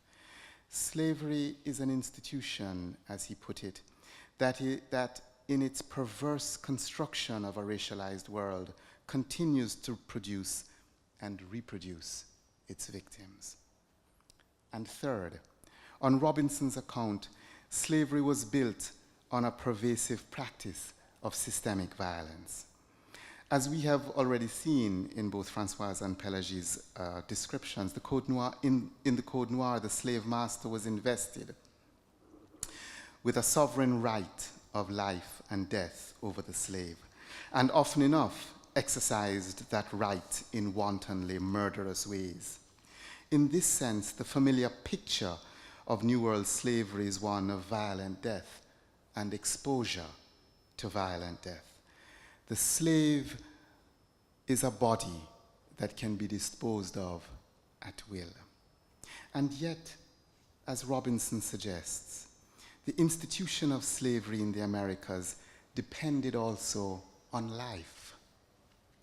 It depended precisely on the production and reproduction of a peculiar kind of life, that is, dead life. As Robinson eloquently puts it, life hulled empty with transgenerational efficiency. That is, slavery required an enslaved life that was systematically denuded of organic, cultural, and familial continuities, and therefore a life dependent in perverse ways on the very structures that systematically violated it. Clearly, what Robinson helps us to see sharply and poignantly is that slavery was not only a moral evil, but a special kind of moral evil, an especially enduring and corrosive kind. And one way of describing more conceptually than he does what this evil consisted of is to make use of Orlando Patterson's seminal concept of social death. Now, it is true that in the volume in which he formulated his thesis more than 3 decades ago, Slavery and Social Death, Patterson does not use the moral language of evil, but I would argue, and in fact have argued elsewhere, that his is an existential and therefore moral historical sociology, inasmuch as his empirical investigations are always inflected by a normative point. And that normative point, I would urge, is shaped by his attunement to the lasting catastrophic implications of New World slavery. Growing in part out of his work on Jamaican slavery, and of course subsequently profoundly influenced by Moses Finley, Patterson aims to develop a generative comparative account of slavery as a distinctive relationship of domination. To begin with, Patterson argues slavery was an institution characterized by the near total power of the slave master and the near total powerlessness of the enslaved. It involved a pervasive and all-embracing coercion and a continuous violence, or what amounts psychically to the same thing, threat of violence. But this violence was of a distinctive kind because of its relationship to death. Classically, slavery emerges as a substitute for violent death. The physical life of the slave is preserved, but in a distinctive condition. A condition Patterson describes as natal alienation. What the slave suffered, he maintains, as the characteristic feature of her powerlessness was a forced loss of native status. The slave was permanently and irrevocably deracinated, removed from all rights and claims of birth. The slave no longer belonged in her own right to any legitimate social order, any recognized community. Her condition was that of a genealogical isolate, as Patterson calls it, a person with a past but no heritage. That is, no right or capacity of inheritance of what is commonly shared. In short, what the slave suffers is a social death. The slave is a socially dead person, as Patterson writes, and I quote, "Slaves differed from other human beings in that they were not allowed freely to integrate the experience of their ancestors into their lives, to inform their understanding of social reality with the inherited meanings of their natural forebears, or to anchor the living present in any conscious community of memory, unquote. I am obviously simplifying a very complicated and historically documented argument here, but my point is merely to add as a kind of footnote that what Patterson describes here as social death is not merely a structure of extreme domination, which it clearly is, but a form of evil. In systemically producing and reproducing the natal alienation of the enslaved, the institution of New World slavery produced and reproduced over generations a moral evil. Not just the uprooting from familial and communal pasts, but the systemic disabling over generations of the moral psychological capacity to inherit and integrate these pasts into a legitimate present. It is this feature of New World slavery in particular that renders it not only a moral evil, but an irreparable one. Quite apart from the absence of any willingness on the part of the beneficiaries of slavery, there is no moral repair that can now be effected, that can make up for the damage that has been done, much less undo the ramifying effects of this structure of natal alienation.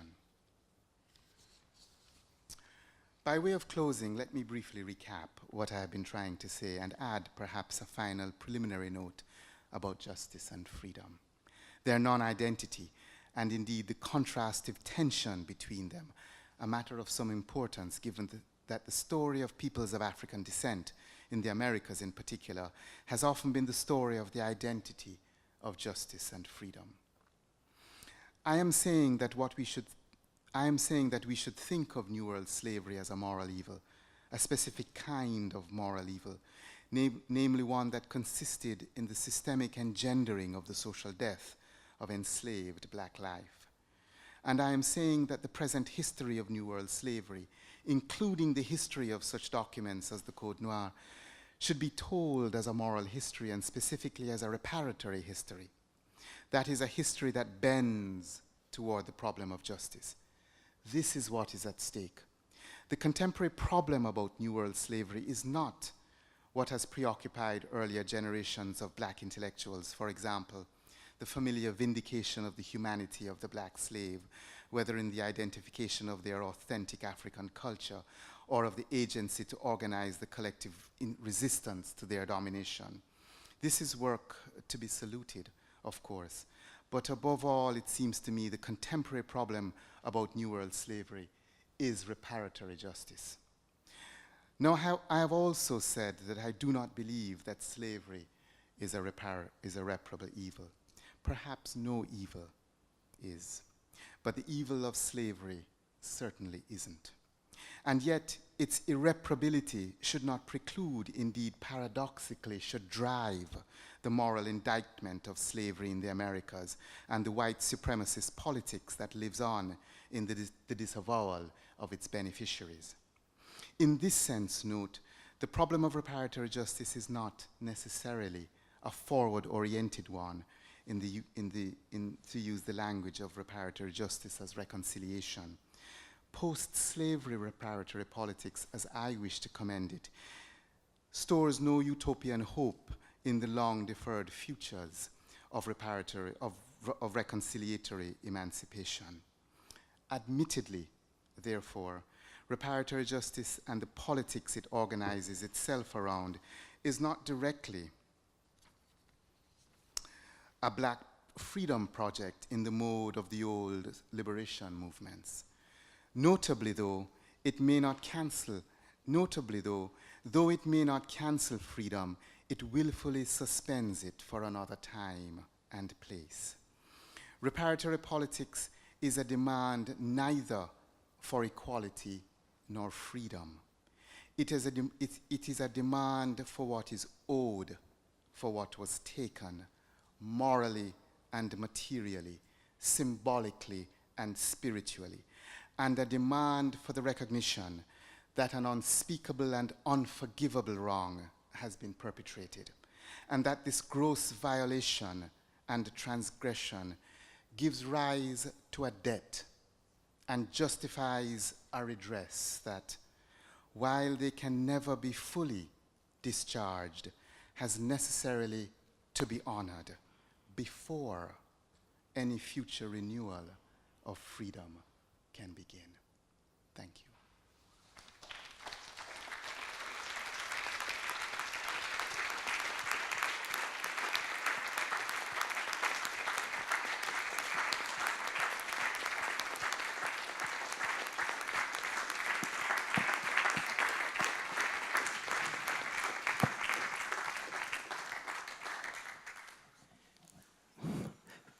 Well, thank you so much, David, for this extremely rich and constructed argument that comes to, I think, add a lot of material and critical elements to what was said before by Françoise and Pelagie.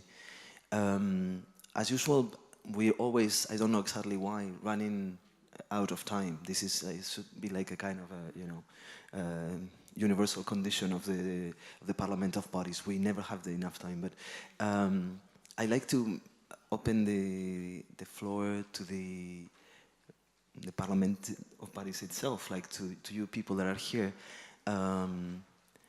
for questions, comments. I would have myself also questions and comments, but I'd rather like pass the mic to other people that didn't have the chance of speaking. Also to Françoise, Pelagie, to each of you, if you want to ask questions or talk to each other, is also a possibility.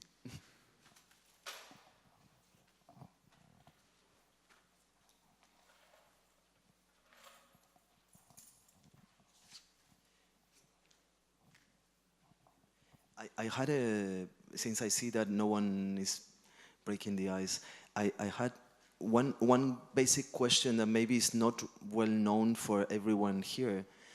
After what it was said, basically, like these 400 years of the Code Noir being used as legally, right? My question is very simple: is what made the Code Noir to stop being used in 1848? How this exactly happened? Because I think, I think that also this might relate to your argument on evil, which as much as I kind of followed your argument, and I think it has an enormous strength. But my question would be like, if it's a total evil, then how to explain the possibility of resistance to it? Because it seems to me that by saying like evil, there is something that, and this totalization of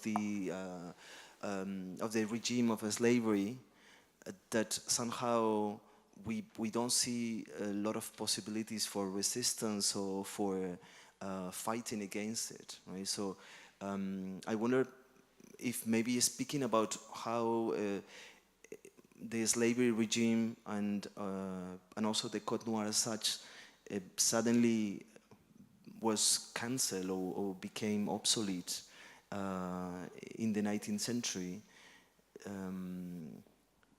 Maybe that could explain if that was the end of the regime, or maybe not, or maybe if the way you're describing evil, it seems that is still with us, right?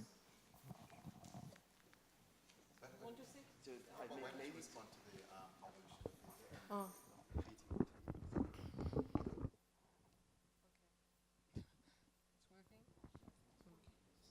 It's working, I think. I prefer. Okay, very quick, I mean, historical fact.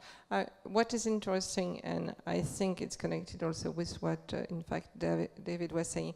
I mean, historically, what is interesting in France is, remember that in 1830, Algeria has been colonized, conquered.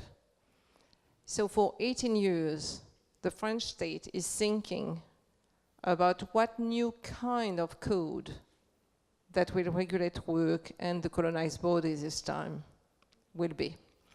France is already organizing its post-slavery regime while it's still having slavery. The periodicity that we have in our mind is wrong. You know, like boom, slavery, hand, dung, this and whatever. They have afterlives. So in France, I mean, for the French Empire, this continues. It's very important to think about that. That the Code Noir was followed by the Code de l'Indigène in the French colony. That also, and forced labor. And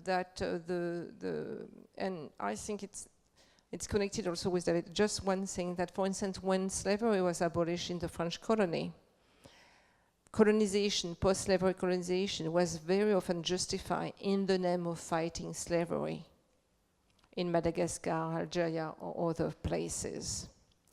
And that was, it erased the responsibility of Europe in what Europe had done, because it displaced the question of slavery in the Arab world, of course, and in the other place, justifying also the civilizing mission. That is, I mean, I think there is something in that of erasing the responsibility, erasing, you know, the moral wrong, in the displacement of, we are in fact going to Madagascar to free these people, or going to Algeria to end slavery there or wherever. And that it was very fast. And then so in the French colony, a new regime of labor, of forced labor, essentially. So for instance, when Gallieni conquered Madagascar, he abolished slavery and instituted forced labor in the same degree, practically.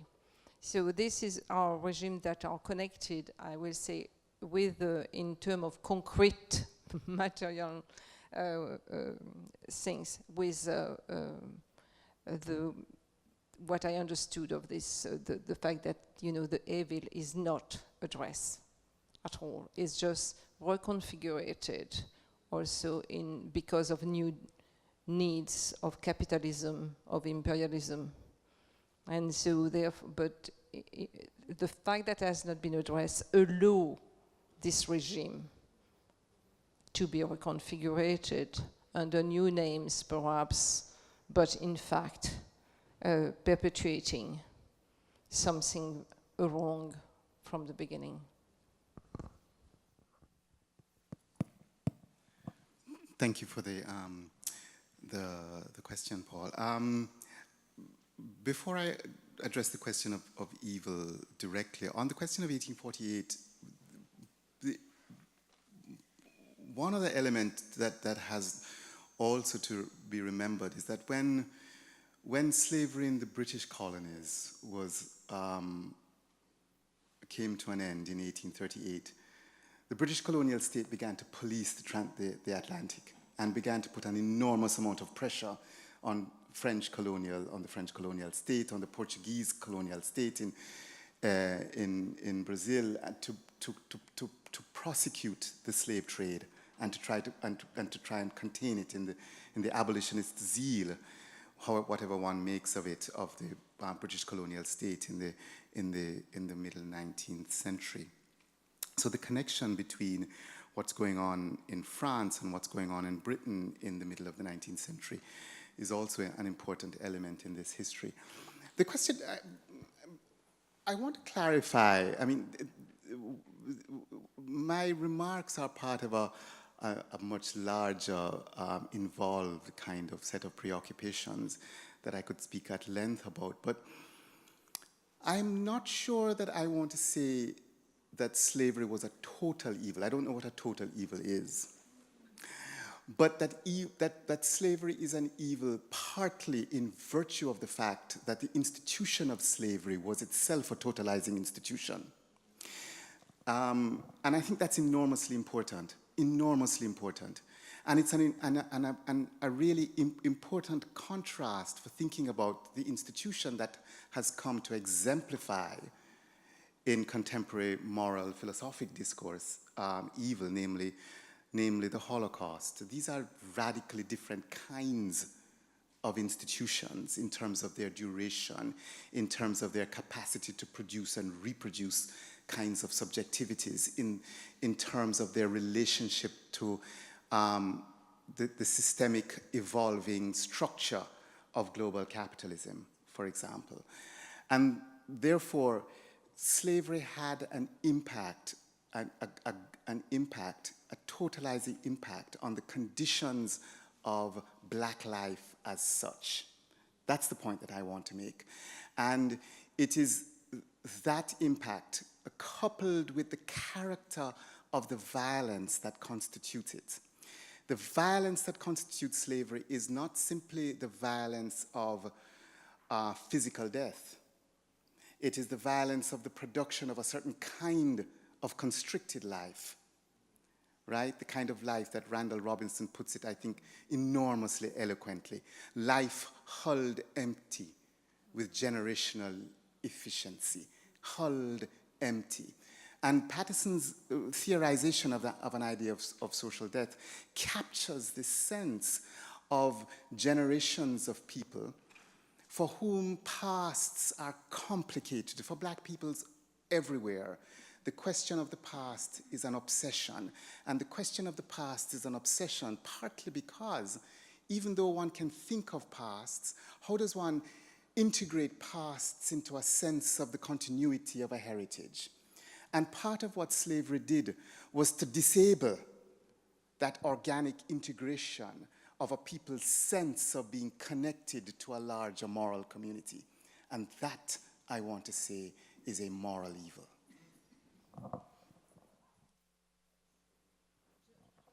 Again, on 1848, I think what's important also is to look at what is happening in terms of state and capitalism.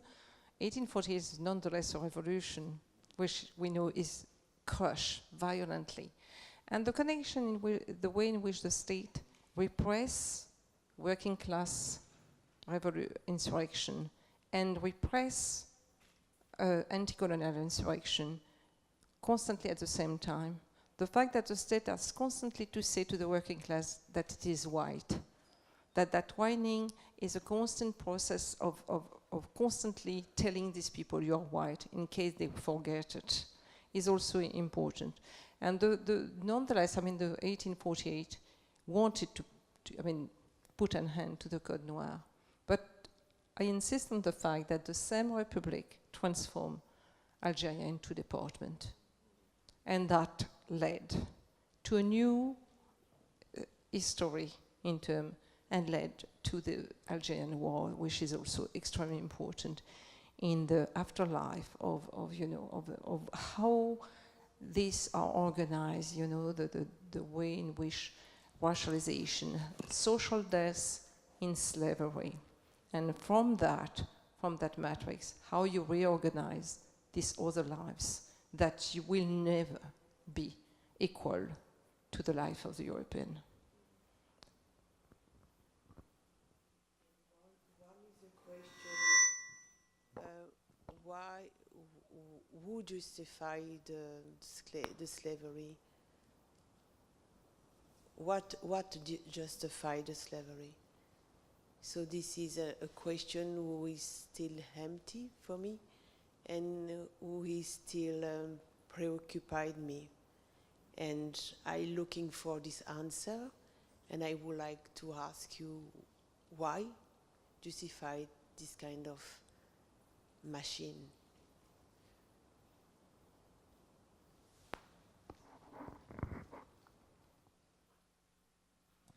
Well, since no one is going to jump in, the role of the state that Françoise picks up is crucial. The Code Noir was distinctive. The British colonial state had no Code Noir. And the question of the colonial state's relationship to enslavement has become a very crucial dimension in thinking about reparatory justice. The British state has been able to try to evade its own relationship to the question of reparatory justice in its former colonies in the former British Caribbean on the grounds that it itself bears no responsibility. Even though the Queen, even though Elizabeth was part of the founding of the slave trade. Royal funding.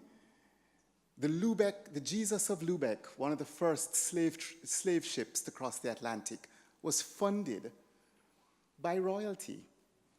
So the relationship between the state and the trade and the institution of slavery, and the relationship between the state, the constitutional continuity of the French colonial state and the present form of its state, despite the various kinds of republics and the constitutional reforms that constitute the contemporary French state, and the relationship between the British colonial state and the contemporary state are enormously important for thinking about the present question of justice for the past of slavery. The question of the state is enormously important. I want really to follow on that, because there is a tendency to think of slavery as something, not just past, that's the point, but some of evil people, in the sense of, like bad white people, did that, and forgetting the role of the state. Without the state, you will not have the slave trade to that extent, you will not have 4th century. You needed to have soldiers, you needed to have army, you needed to have laws to protect that. I mean, it was the ships under the French flag or British flag or Portuguese flag which were taking. You needed the state. Because in fact, when the slave trade became illegal, you had illegal slave trade. And this saw some, people were, like you have illegal trade today, always. But it was not, it could not be of the same scale. It was never of the same scale. The illegal slave trade never reached that scale because it was no longer possible. Even though after 1840, especially the French continue slave trade for quite a long time after the abolition of slave trade, because they were in the Indian Ocean, so a little away from the Royal Navy. But that never reached the scale. You need the question of the state. And the Code Noir is a code of law edicted by the state. It's Colbert, it's the king. And then it's the abolition of slavery is the state. And it's Napoleon who reestablished slavery. And then it's the state which abolished slavery. So the question and the connection of the state and capital has to constantly be taken together to understand slave trade and slavery. And the fact that, as also we are trying to say, how then it entered the state, and the state as so racial capitalism, and the state is also racialized. I mean, the things are racialized, and this is very important to understand. Otherwise, we think of the state as a neutral agent, and then, and effectively, how then justice will and looking at the state. And the fact that in France, reparation is absolutely a taboo. You cannot even, when you had the law in 2001 recognizing slave trade and slavery as crime against humanity, the social government especially say if the word reparation appear, the law will not be adopted. The word, not even discussing it, the word reparation should not appear in the text of the law. The reparation cannot even be discussed. Not even, let's not even talk about how they should go. It cannot be discussed. And that, because effectively, they know that it will be the state that will be at one point, called upon. And the responsibility of the Republic, no longer the monarchy, but the Republic and the complicity of the Republic in that crime. Now it's time to speak about all of those responsibility, and is that why we are here also. And I have one question that I told on the presentation, is that why we need to be really linked with Africa if we need all of those resources, and why in the same times the problem is not resolved about the link with Africa, about the traumatism. Why this question is not be debate. Why there was no debate about that? The question is why we need always the resource of this kind of predation towards Africa, for example, and why we cannot really discuss about to cut this kind of dependence and to make Africa to give to Africa the possibility to raise this continent. So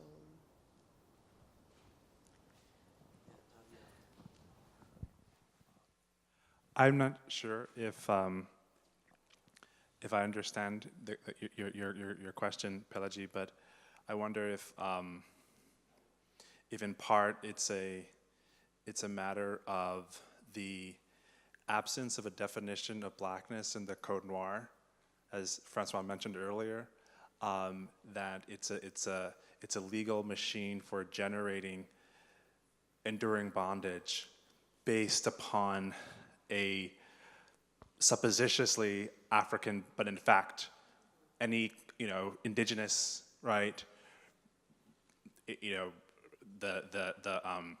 The mixed children of right, all the kind of regulation of slavery, in fact, produces a kind of new people that then have to invent syncretic relationships to Africa, right?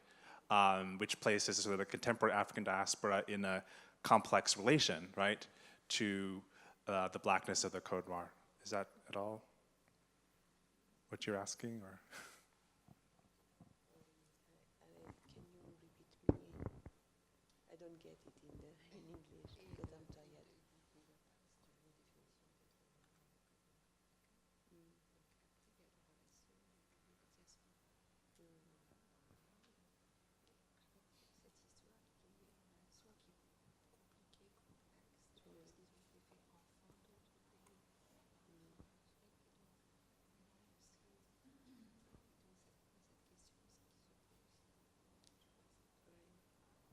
The question is because it's there is a lack of education, so we are in the blind conversation since the beginning, I think.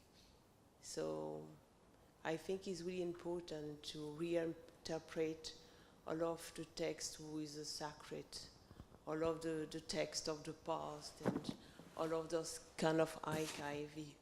I think what is something is crucial is to build the library of the world and to make all of those archives need to be circulated, need to be learned, need to be shared, and we need to shape a new kind of relationship between human beings. And to make this kind of excavation is this kind of step to reshape the territories, the geography, the notion of human being, because this kind of archive brought a lot of key of ideology of race, of gender, and so we need to go further and to take it like today a way to open this debate we never had before. Do you want to say something? Yeah, I want to say very, very, very, very quickly that one of the things that Pelagie's query provokes for me is that we need to rethink the assumption about the relationship between Europe and the rest of the world, Africa in particular, that we take for granted. We take for granted in some way that the rest of the world has become dependent on Europe or Euro-America. And in fact, the relationship is the reverse. It is the rest of the world that produced Europe, or Europe took from the rest of the world to produce itself. And therefore the question of it's Europe's dependence on the rest of the world that is in question here. And it is that debt that has to be repaid morally and materially. Yeah, and I would want to add to that also the fact that it's Europe addiction to some product that led also to that. It's a disease, I mean, but that, Europe has to take care of. I mean, it's very clear when you look historically that when coffee and tobacco and chocolate arrived in Europe, it took Europe by, European became addicted very quickly. And European could not drink chocolate and coffee without sugar. And so this led to, the question of consumption, the question also of taste, how it led also to the transformation of social way of being, the relation of tobacco, with being a man, becoming a man, how you even see it in European literature. After dinner, men went to smoke where women wanted to chat. It penetrated so deeply throughout everything in Europe that became naturalized. It's natural. We have coffee in the morning with sugar. It became, but this has an history. It's not that the point is not to stop, but there is an history. And to go also through that history, which is gender, which is racialized, is also, you deconstruct also what has been made natural. I remember reading also, for instance, when pearls became the rage in Europe, and Japanese has not found yet how to make them artificially. The only place where you could, it was near Qatar, right? And so we are late in 19th century, right? The increase of slave trade and slavery from the Horn of Africa, it was multiplied by 5 to 6. Because, it was by diving and finding them that you could have this necklace that all the women wanted to wear. My point is the question of consumption and taste and the relation also with, social death is, what is here pleasure and, and taste and how it connected is built. It's what is being eaten is the fact that there is death, in that. And so the connection with our current world is quite easy to make. And this goes to really a system, economic, cultural, social, ethical system that construct the fact that we are made addicted to things, and this become naturalized, and what we used to call the condition of production need to be eaten.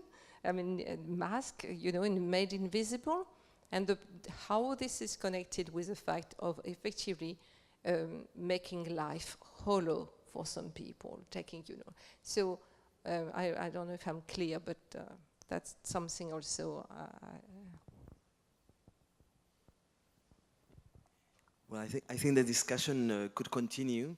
But for the sake of also the bodies of the parliament, I think we should make a little break of 15 minutes, and we will come back. The original idea was to have 2 different presentations. One was Tabia, who's here with us, and the other one was Colleen Dayan, who had sent a film. But since we're very late, I think that I'm going to propose to Colleen to pass tomorrow to show the film in a loop to everyone after this discussion, because I think otherwise, since it's already in 10 to 9, I think we will be here until midnight probably. So I think that after the break we will start with you, Tabia, and I will do the presentation at that moment, the introduction for you. We see you in 15 minutes after a little break, okay? Thank you, everyone.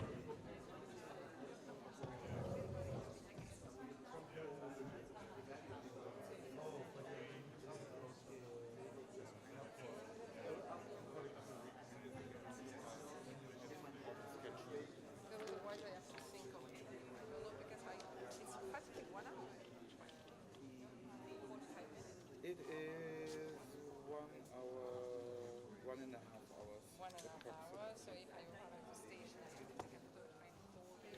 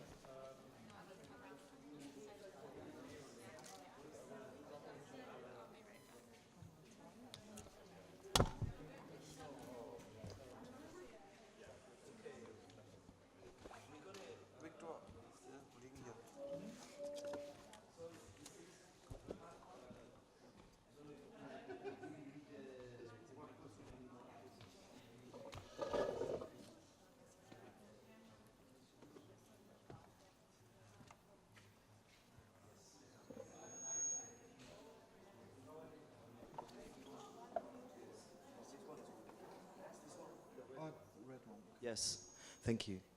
Okay, so we're gonna continue with the discussion. We brought some bread and coffees, and since you are very little people, I think that very few of you, so you can totally come and get some bread or some coffee if you still want. And I think that it would be nicer to maybe get closer, since the parliament today, which is Saturday night, I think maybe some parties around are very full, but we are not so many. So,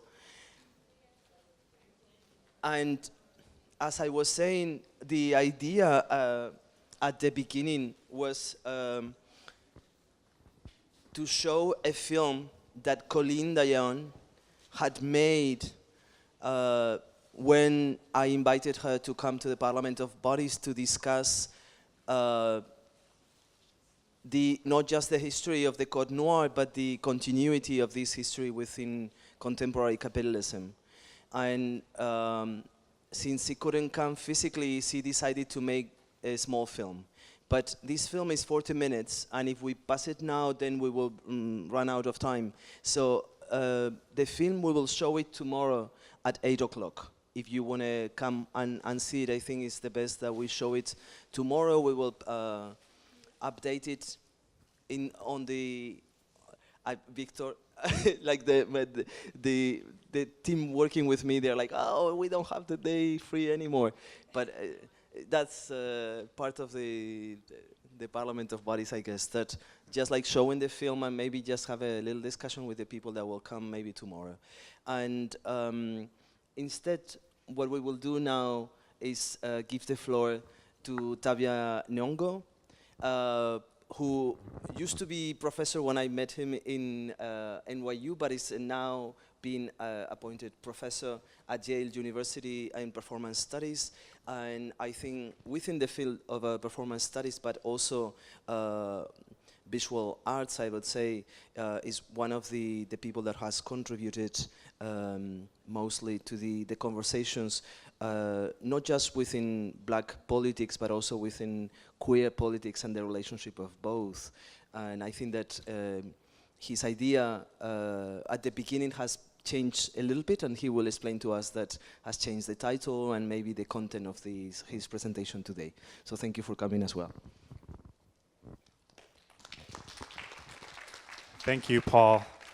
And thank you all for bearing with us here.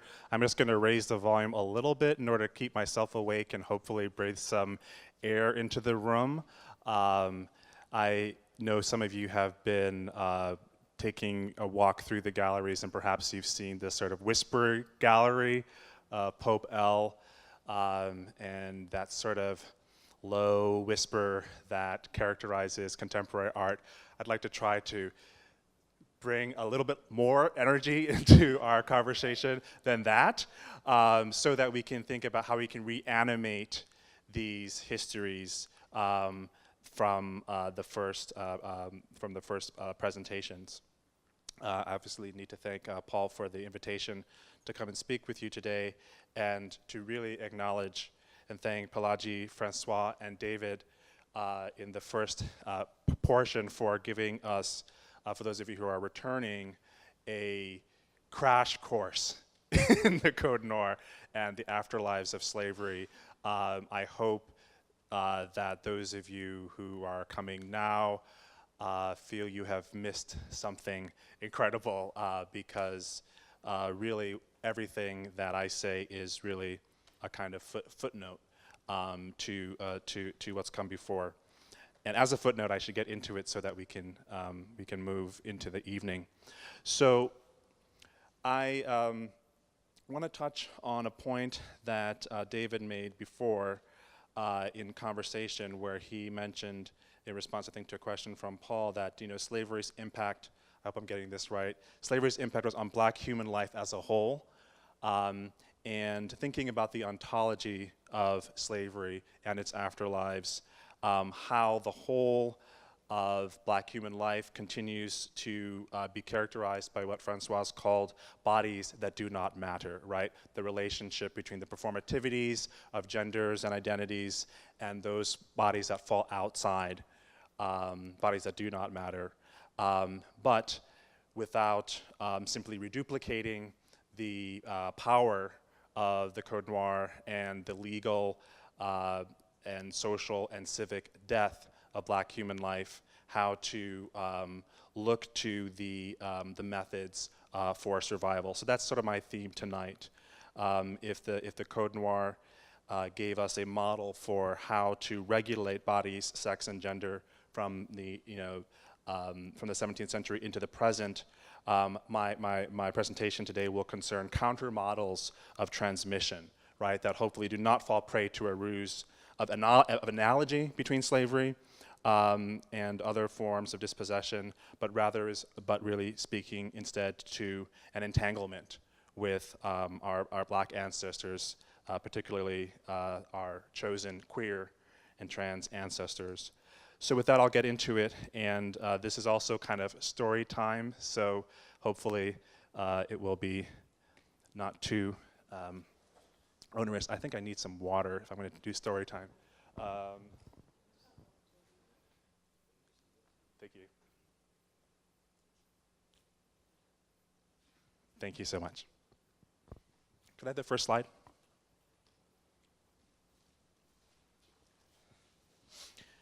So, decrypting black and brown, queer and trans lives in diaspora. When I descended into the depths of the Student Center across the street from Washington Square in downtown New York City, I was expecting an evening of songs in the extended field. I was not expecting to enter the crypt, even though my hands had been led that day to bring down from my bookshelf my original paperback copy of Sojourner, Black Gay Voices in the Age of AIDS. This book was part of the activist print culture that appeared in the late 1980s and 90s in the US in response to the call for black queer self-representation and self-defense in the face of homophobia, anti-black racism, and HIV/AIDS. It had been key to my own personal formation and commitments to intersectional queer politics and what we now call the radical care of the self and others. Scanning the table of contents of this book decades later, my eyes fell on a poem, Necropolis, which begins, can we have the next slide? My life is populated with the dead. They follow me down streets, huddle round me in elevators, sit behind me in movies, or next to me in cabs. The poem is by Robert Vasquez Pacheco, a member of the Grand Fury Collective of visual activists. It goes on to evoke the city as a haunted landscape, populated by ghosts alternately ribald and spooky. On the page, the visual form of Necropolis is key. There are two columns, a lyric poem running down the left side of the page, and on the right column, a column of first names. Many of those names I still recognize from the movement, others I do not. Presumably all are black gay men lost to HIV/AIDS. The names are printed in a bold-faced font and also used on the cover that resembles handwriting, and that litany goes on 2 rows past the end of the poem, suggesting that the poem itself is unfinished. It suggests that it ends with a ghost stanza. What is the significance, I wondered, of this blank space in between the necropolis and us? Next slide. I was still pondering that question that evening when a performance by the dancer-choreographer Mariana Valencia suggested one answer. Valencia is, like me, Chicago-born, but of Guatemalan descent, and her work combines elements of Afro-diasporic social and ritual dance with her own quirky movement vocabulary and diasporic Latinx personal history. Her work is humorous and narrative, and deeply engaged and respectful of the histories and futures of black diasporic culture. Through her and a series of other emerging choreographers, new modes of solidarity and affinity are being forged in the Black Atlantic worlds shaped by slavery and empire. Her work mixes the silly and the deadly serious with a mischievous panache I find in the best performances, in the best of the performances that I want to call minoritarian. I'll show you a sample, and I've been told that we need to wait for, oh, there it is. Okay, let's watch a couple of minutes of Anthem by Valencia before I continue. There's traffic in the background of your recording because you were a New Yorker.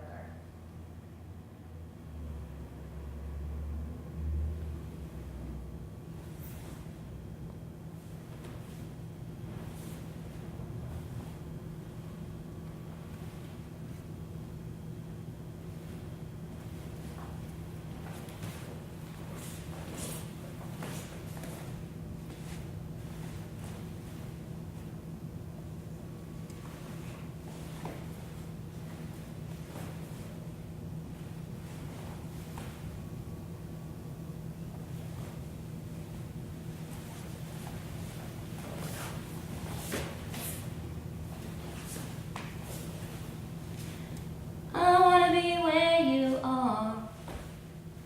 Oh.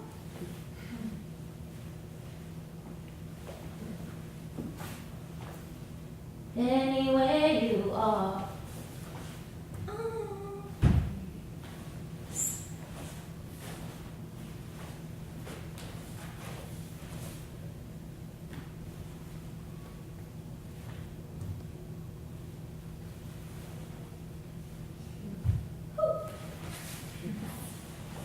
I wanna be where you are. Oh.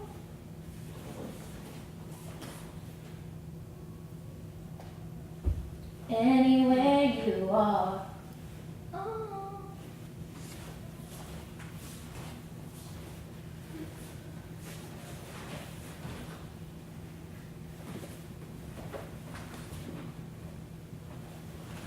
I wanna be, oh.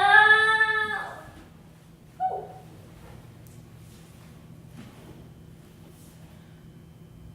I wanna be, oh.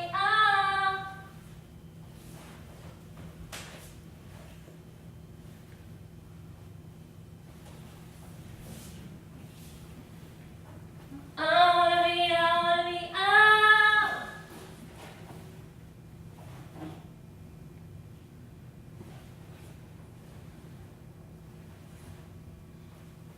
I wanna be, oh.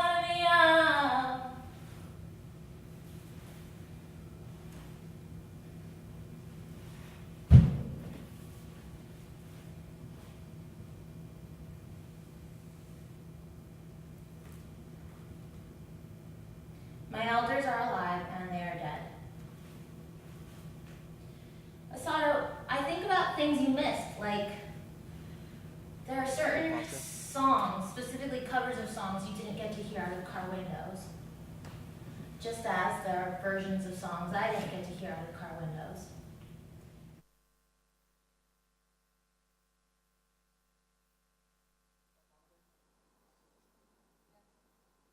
The ghost of Michael Jackson moves with Valencia as she traces out a cosmogram. There? I'll start again. The ghost of Michael Jackson moves with Valencia as she traces out a cosmogram that she learned while conducting ethnographic fieldwork as a college student in a Garufuna village in Belize. She explicates the steps as she steps into and out of them, compressing elements of a 7-day Afro-Indigenous ritual into her own performance of elective affinity with Black star power. The Dugu ritual, she explains in the longer performance, is performed by Black communities in order to bring them into contact with their ancestors.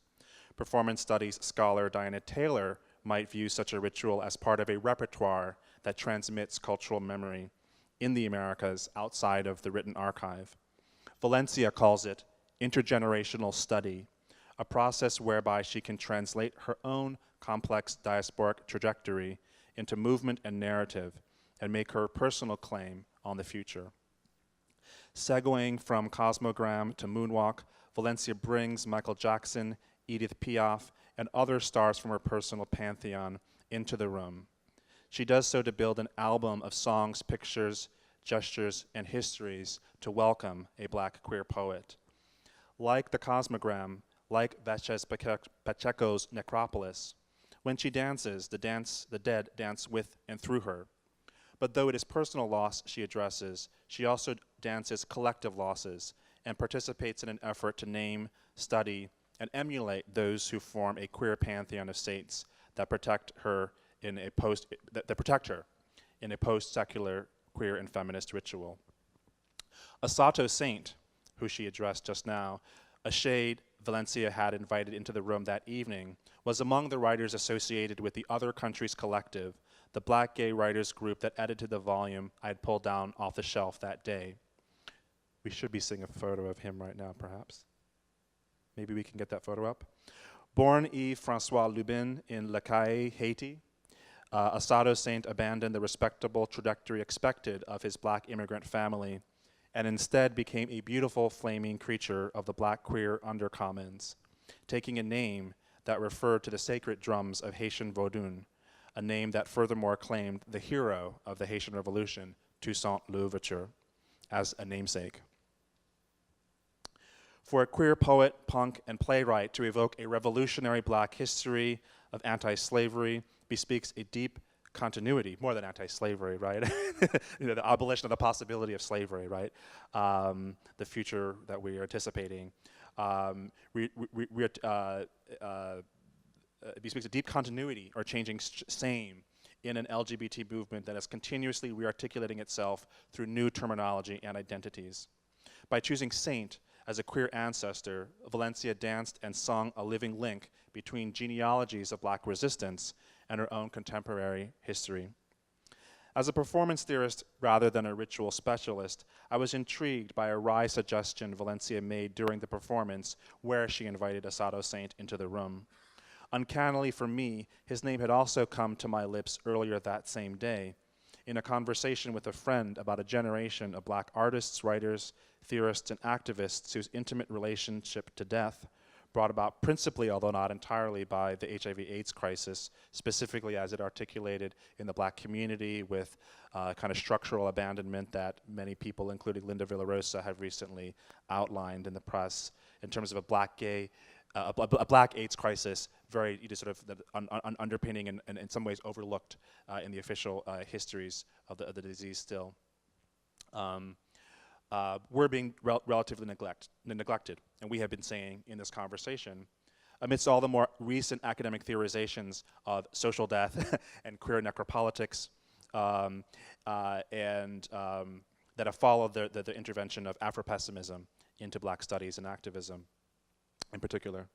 A Sato saint, Marlon Riggs, Robert Vázquez Pacheco, Audre Lorde, these were among the original necropolitans of black queer writing. And yet I would argue somehow their insights regarding living with death and dying were not among those routinely drawn on by latter-day Afro-pessimists, whose genealogical accounts of black negativity tend to privilege Frantz Fanon over an Sato saint. There was a lingering masculinism in the theory, even as the political practice was led and supported by black women, many queer and trans-identified, and all intersectional. Now, I practically have Fanon tattooed to my skin, so I will not dismiss the ongoing importance of his work. But I do believe the theoretical archive of black negativity to expand its canon of voices deserving of closer exegesis. Audre Lorde's cancer journals, Marlon Riggs's video work, Essex Hemphill's prose and poetry, and a Sato saint's vivid presence in all those media and more. A saint in particular in this context because he bridges a kind of Anglophone and Francophone new world in his voyage from Haiti to New York City. Living in contemporary death worlds, I argue, need not mean living with an invariant structure of anti-blackness or a settled canon. As the Caribbean polymath Sylvia Wynter might say, a new ceremony must be found. What I learned from a Sato saint in the 1990s, and what performers like Valencia, Nigel Whitson, and others are demonstrating today, is how to extract the kernel of creative resistance from the shell of our grief and trauma so as to convey it to others we will not live to see. Performance moves us into breathing life back into that blank space. There are two sorts of ghosts, Valencia remarked, those you have to evoke and those who are always with you. It was a simple and yet elusive distinction. Exploring it further gets to the heart of a problem that has consumed me, for better or worse, over the past decade. One key expression of that problem appears in Saidiya Hartman's books, Scenes of Subjection and Lose Your Mother, texts that tackle the possibility of memory and subjectivity for descendants of slaves in the New World and in An African Return. These books are hard, in different ways for different people, and incredibly rewarding for us all. In a short essay reflecting on the limits of her archival process, Hartman laments the impossibility of doing justice to the lives of black women that appear in the archive only under terms of brutal and violent abuse. For these black women, she argues, the archive is a tomb, a crypt. I have been working to connect her black feminist insights to queer of color critique without falling prey to the ruse of analogy. And I have been learning from choreographers like Valencia how dance can transmit and transmute the oppressive silences of the archive. In picking up her suggestion to consider the resonance between two columns that never meet, between ghosts that must be evoked and evokes and ghosts that captivate us, I am led to reconsider the queer of color critique that has been done by Roderick Ferguson, Jose Esteban Munoz, and others in my own pantheon of living and departed comrades in the beautiful struggle. In particular, I learned something new about the analytical distinction between introjection and incorporation, and how this distinction might lead us toward a more robust ethics and politics of grief and the psychic crypt. As an outsider to her ritual practice, a practice which has encrypted layers of indigenous and African cosmologies and ontologies I am not equipped to decipher, I had occasion to pause when Valencia welcomed Asado Saint into the room. She proceeded to employ his memory as a pathway into her own second-generation experience of the ongoing AIDS pandemic among black and brown people in the Americas, told via her mother, who had seen so many of her friends in Guatemala die during the early plague years. Invoking those visits home years later, Valencia enlists her audience as fellow necropolitans, joining her and her mother in the recognition of the performative possibilities of a life populated with the dead. Her quirky movements were sharp and precise, and yet able to bring into the room whole histories of grief, both personal and impersonal. This is neither mourning nor melancholia in the traditional Freudian sense. I would instead adopt the phrase of the heterodox psychoanalysts Maria Turok and Nicholas Abraham and speak of a distinction between introjection and incorporation. Introjection, in their account, directs us to the mouth and to orality. To introject a loss is to lament a name, to cry it out in pain and agony.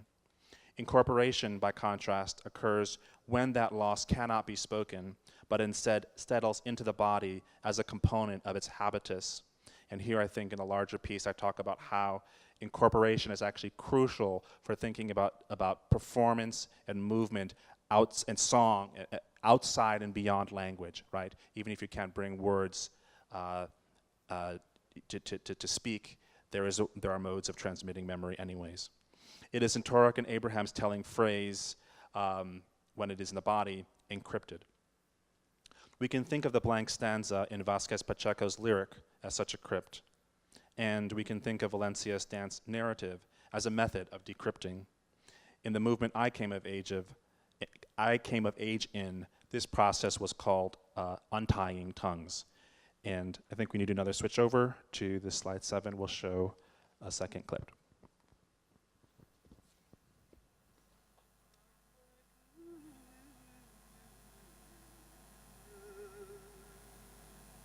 Abomination, it's an abomination. Mankind shall not lie with mankind, for it is an abomination in his sight. They say, we're all in the same political boat. We should be brothers. But before I accept his kinship, political or otherwise, this is what I want to know. Where does his loyalty lie? Yo, what kind of role model is a punk anyway? There is no crevice, there is no corner in God's church for perversion. Priorities. That's what I want to know. Come to final throwdown, what is he first? Black or gay? You know the answer. the absurdity of that question. How can you sit in silence? How do you choose one eye over the other, this half of the brain over that? Or in words this brother might understand, which does he value most, his left nut or his right? Tell him. Silence is my shield. It crushes. God gave man a holy purpose. Yes, he did. To beget future generations. But the homosexual defiles his seed.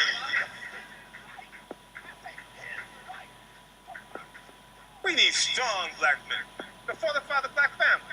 Now, how the homosexual help this agenda? In fact, doesn't he just part of the crisis? Punk is a punk. I don't want them around me or my kids, period. Silence is my cloak. It smothers. Don't you think that God don't see the wickedness of this world? He knows. He watches. He punishes. Yeah, man, like this AIDS shit. All the innocent victims, man. Mamas and babies dying because of dope fiends and faggots. And even though the language of theological terror that we hear in that clip from Tongues Untied by Marlon Riggs is largely Protestant, and then some elements of Black Muslim, Black Islam, I would actually think that deep in that crypt is the original opening of the Code Noir kind of compelling conversion to Catholicism, right? Not to kind of, but to think about theological terror as sort of foundational to the ongoing models of the body that that persist in the New World. Performance in Black queer movements, I argue, works to decrypt sites of incorporation, the internal crypts, bringing them back into words, music, gesture, and action. This is different than mourning or melancholia because it is intergenerational and because it can be joyous, funny, angry, shady, and many other emotions. It isn't always politically progressive, we know, to mourn the ancient dead. So there's both an art and an ethics to decryption, and Valencia and other emerging choreographers such as Nigel Whitson helped me find it. In the next slide, we'll get to see Nigel Whitson. Nigel Whitson recently choreographed a dance piece entitled A Meditation on Tongues, in which two gender non-conforming dancers inhabit the words and gestures that were forged a generation ago as a chant spoken brother to brother, brother to brother. Like Valencia, Whitson is transmitting queer memories, Black queer memories, along angular trajectories in which identities meet, touch, but do not always fuse or merge. Over the course of her piece, her dancers become warriors, lovers, priests, and ordinary fellows on the block. They visit each other in secret, in hospital rooms, and in the cramped hallways of a settlement house in Lower Manhattan. They continue the work of undoing the theological terror that bound Black lives to fundamentalist religious codes, opening out spaces of respite and breath amidst the ongoing terrorism of white supremacy. Next slide. Part of my ongoing research process is to interview and engage with artists like Whitson and Valencia in order to learn how they conduct creative research and how this can bring everyday beauty as a survival strategy for Black and brown people. I was able to meet with Valencia, and she told me about ethnographic research that led her to the Garifuna village, where she learned elements of movement ritual that she repeats in her invocation of a Sato saint. If I transpose this invocation into the language of theory, I do so with growing hesitation regarding the auto-cannibalism of our resistance strategies. But conversely, to refuse to share out those strategies, I fear, would only hasten our collective fate.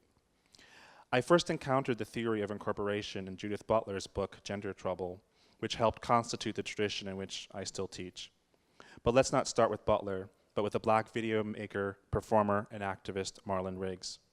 With Whitson and Valencia's performances in recent memory, I sat down to re-watch one of Marlon Riggs' late video works, No Regrets, also titled Non, je ne regrette rien. I apologize for my French, my German, my Spanish, my English. I apologize for it all.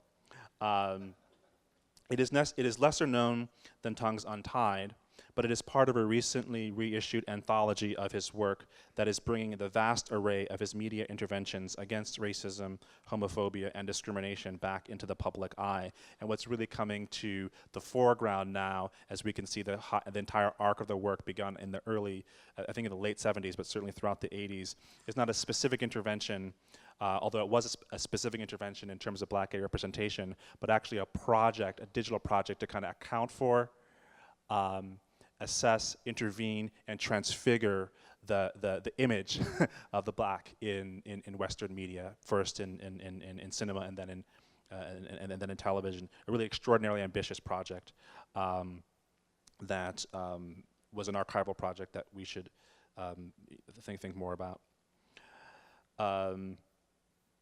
No Regrets, the small activist video, takes its name from a torch song made famous by Edith Piaf. As part of Valencia's anthem, she performs a hilarious and moving rendition of that song, an homage to her own late father, for whom it had been a favorite. In her performance, she introjected the unashamed embrace of lives lived in open defiance of compulsory gender by voicing them with all the uncomprehending gusto of a child who doesn't know French and therefore approaches French, as it were, from the outside, letting those foreign consonants and vowels stick to her skin like burrs. The French language, we can say, was for the young Valencia a crypt, transmitted from one generation to the next outside a living relation to its expressive capacities. The impact of her performed story echoed my reading of Sojourner early that day, and the way Asado Saint as a francophone voice in the black queer diaspora first resonated televisually. The song becomes entangled with black and brown, queer and trans diasporic lives, insofar as we find ourselves haunted by a poem or song heard before the event that would retroactively endow it with significance and meaning. Let's see the next slide.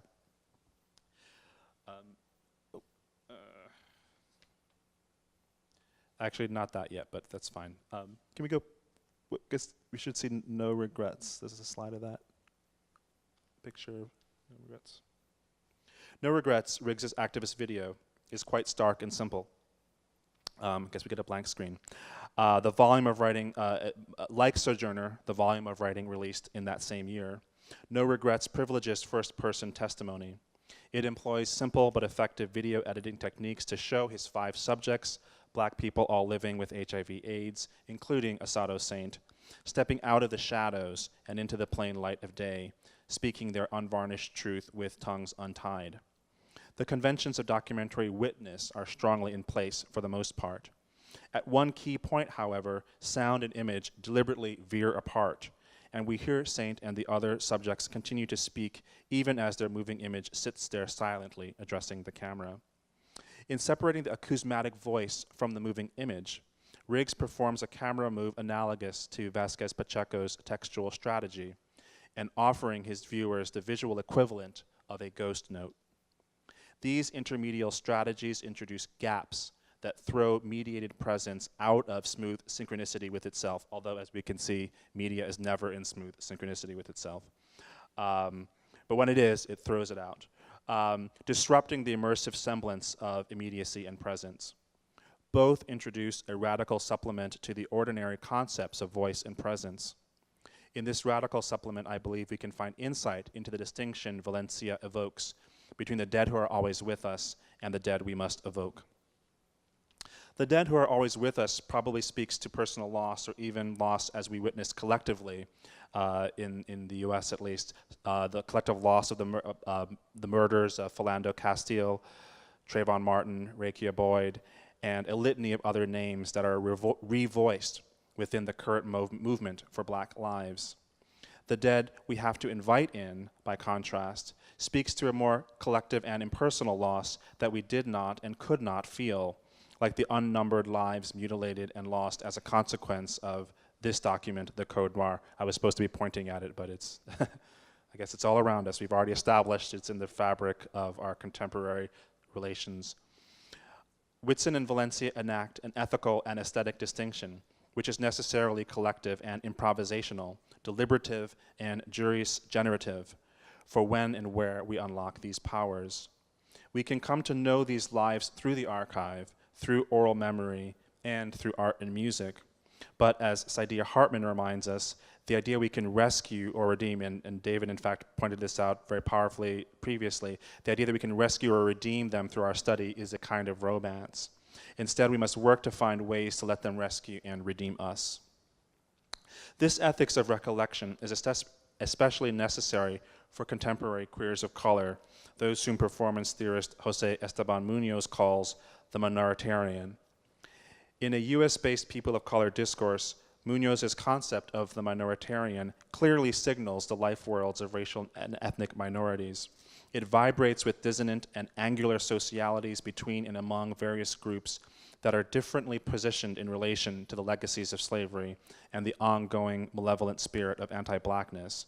The minoritarian offers a modest supplement to a more familiar identitarian mode, even if it can no more exclude that mode than Valencia can sing in the expanded field without getting burrs stuck to her throat. The crypt we encounter in our social worlds, and the Code Noir is nothing if not the most agonizing of crypts for Black people, appears as both a shell and a kernel. The shell of identity, our character armor, speaks to the identities we become necessarily and self-protectively. The kernel of the minoritarian speaks, on the contrary, to the generative power to grow and become otherwise, a power that is perhaps especially present in contemporary trans narratives, communities, and movements. Between the personal and impersonal loss is a whole space of collective improvisation and a general antagonism that we witness in contemporary Black queer and queer of color performance work. No Regrets, Tongues Untied, and other work from the activist crypt are decrypted specifically to disclose their ongoing world-making power. When I first encountered this work decades ago, as a young queer terrified of the virus, I took much of it to be simply a lament and perhaps a bid for visibility and pride, a kind of stage to go through, as it were, towards adulthood, I suppose. Through contemporary performance work, I now encounter a Black and brown gender melancholia at work in the world, one that a close reading of the harsh and violent codification of rape and forced parentage in the Code Noir begins to unpack. Black people do gender, but they do not do gender by the names and in the manner that those whose natural liberties the Code Noir helped constitute do them. This Black analytics of the flesh, I like to think of the in my reading of the Code Noir as a Code Noir and a Code Blanc as well. I mean, it kind of culminates in we'll get to that. This Black analytics of the flesh will have to be attended to if we are to see our way out of this world into another one.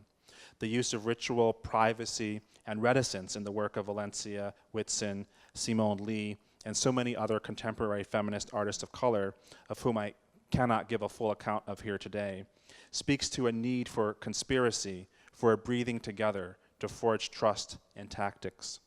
Part of this trust in queer community is not to be so proud you can't be taught something about yourself by someone who doesn't share your exact name or sorrow.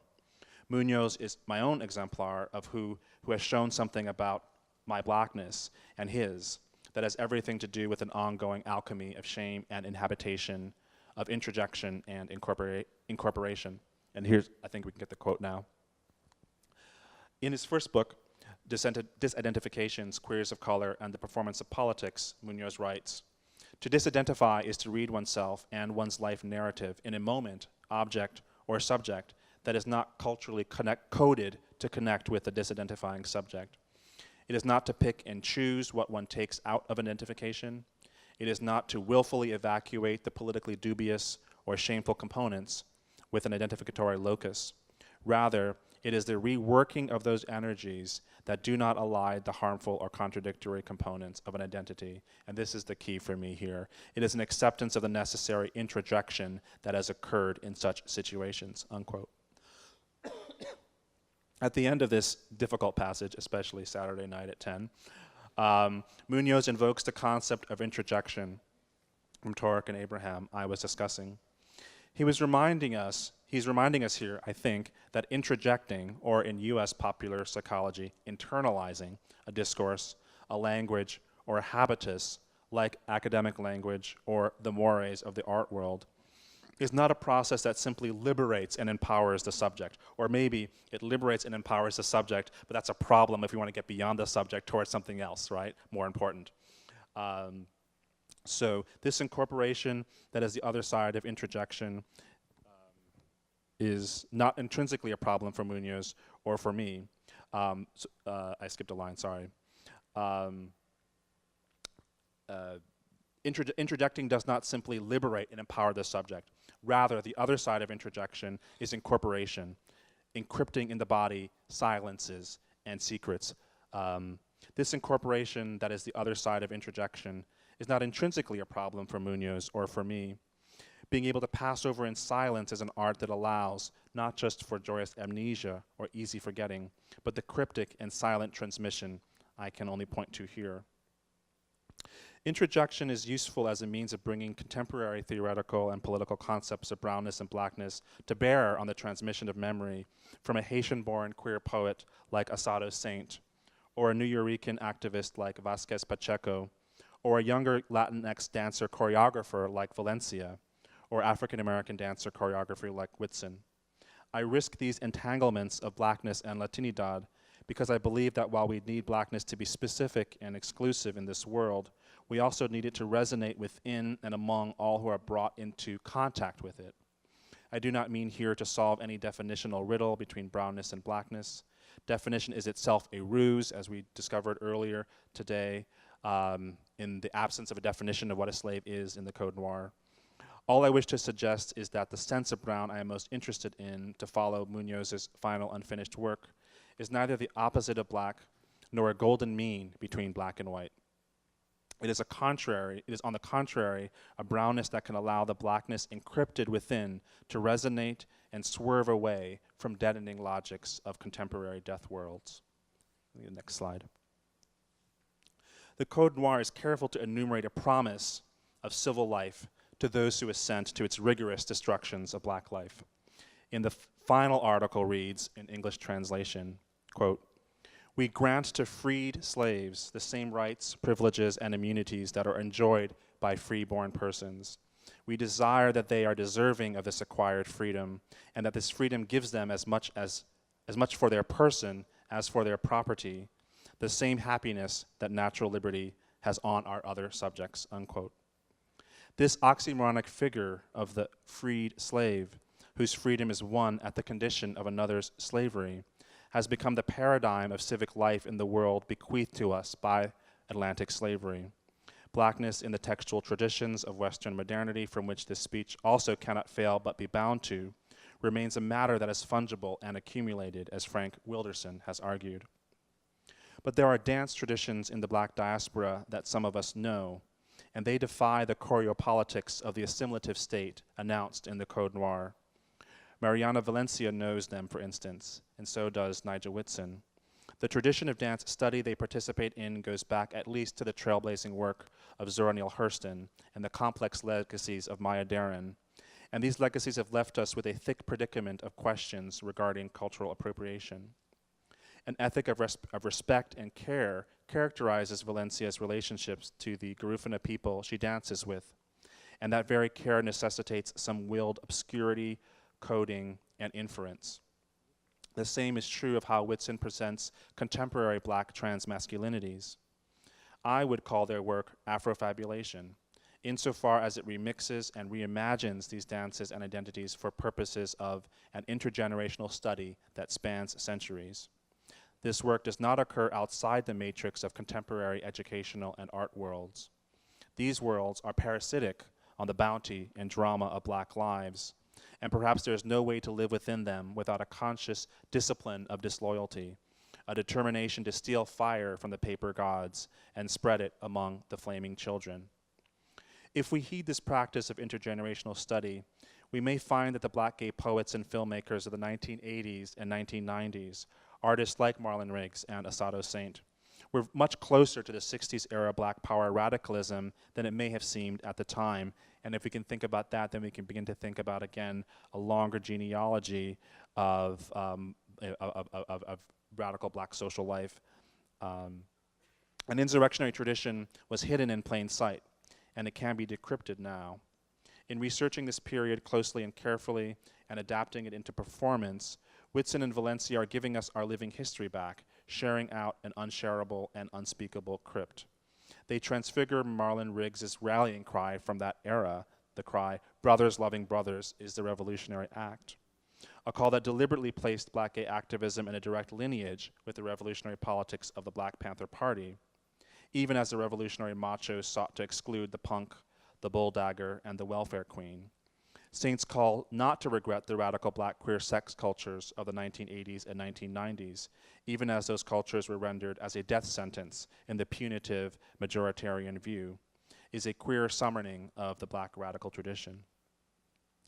The claim that deviant sex and non-conforming gender can be intrinsically politically revolutionary is a familiar claim from the era of radical feminism in the 1970s, and it is a view that no longer seems tenable as a model for practical organizing in a homonormative era. But as a thought experiment, as a sort of speculative fiction, the elevation of black queer sex and eros as a ritual transgression of the social order in the 1980s and 1990s held revolutionary implications. One site where this occurs in the film is in the films of Marlon Riggs is through the demonstration of the verbal and gestural arts of combat, in black queer vernacular, the arts of shade.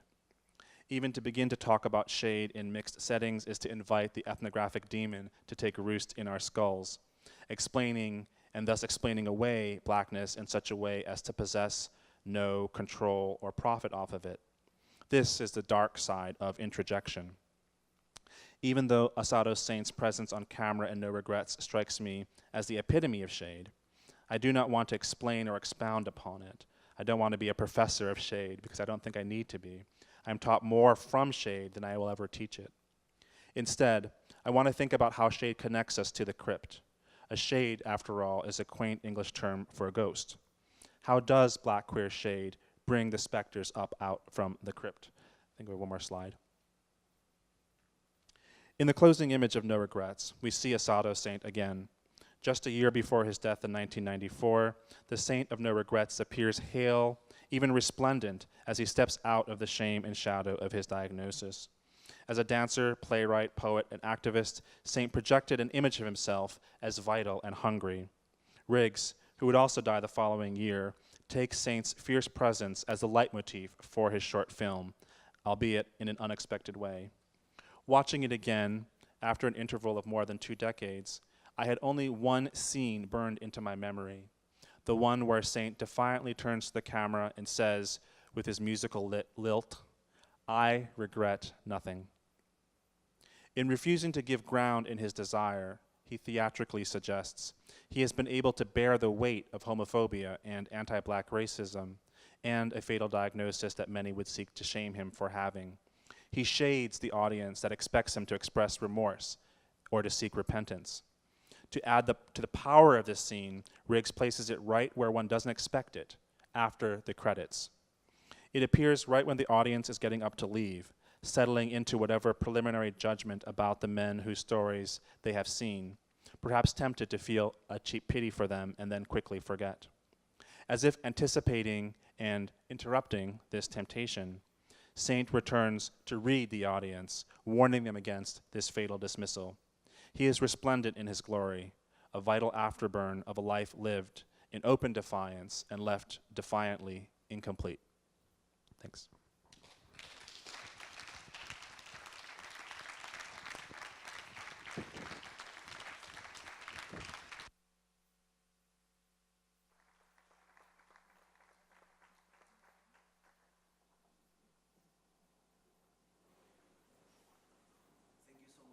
Tavia, is this working? Yes.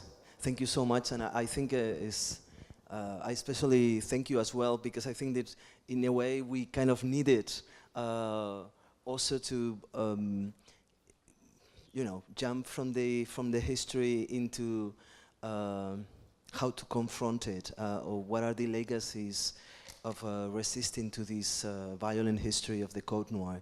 I think it was really beautifully sketched by your talk. Questions, suggestions, comments from the Parliament here? Or maybe, yes. Can I ask you a question? Yes. Okay. Hi.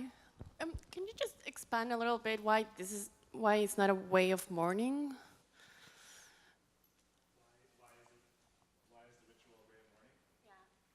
Like why in these cases, for example, the Valencia, why it's not a...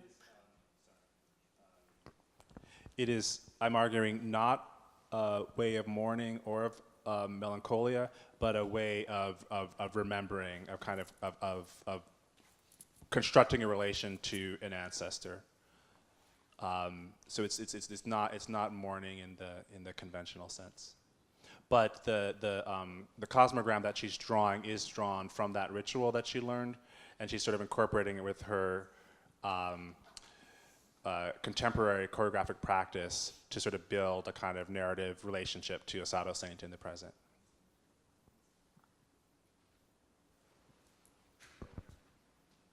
Are we on? Okay. Thanks, Tavia. That was excellent. That was really thoughtful and poised and rigorous, and there's a lot it left me thinking about.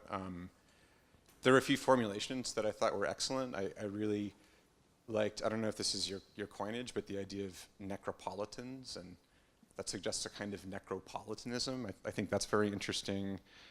The little move you make towards the end with Shade, in Marlon Riggs' sense, being a specter, I thought was also really deft. I wanted to ask you a little bit about the notion of elective affinities as you develop it in the context of this particular dance practice. I mean, I like that. I like for you to use that term here, particularly, given that we're not so far from Weimar and sort of the cult of Goethe. But you're using it in a way that careful what I say around here, right? You know? No. I think you said exactly the right thing. I'm really glad you said that. I mean, in part because it goes against, at least as I read it, and this is sort of what I want to ask you, it goes against the way that term is often used. You mentioned cultural appropriation, and obviously there's a debate raging in the U.S. right now. In all, in pop culture, in the academy, it's in too many places to really keep track of. But I found myself wondering, how does the kind of elective affinity that you develop, how does it differ from cultural appropriation in the pejorative sense? And I mean, I guess my question is, how does it differ? But the thought that I had was maybe that there's something about the model of encryption that troubles the kind of voluntarism that exists in our concept of appropriation, right? That's usually thought of as being a kind of voluntarist thing where the person has agency, similar with election. And I think what you show us is that there's a very different mode of action in place. And that different mode of action is, for me, is what Valencia calls intergenerational study. And so I would distinguish that from cultural appropriation insofar as it involves contact, communication, respect, exchange, obligation, debt in some ways. I think that there is a really important relation to thinking about the unlimited community of people to which we are in debt. And that is, and I'm really just riffing on Fred Moten's argument, right, that's different than conceptualizing the world in terms of property that we have access to. That really is the finale of the Code Noir, right, is like, go forth and enjoy your property, right? And this is another path. It's not separate from it. We can't be outside it entirely, but it's a different way of conceptualizing and relating to debt.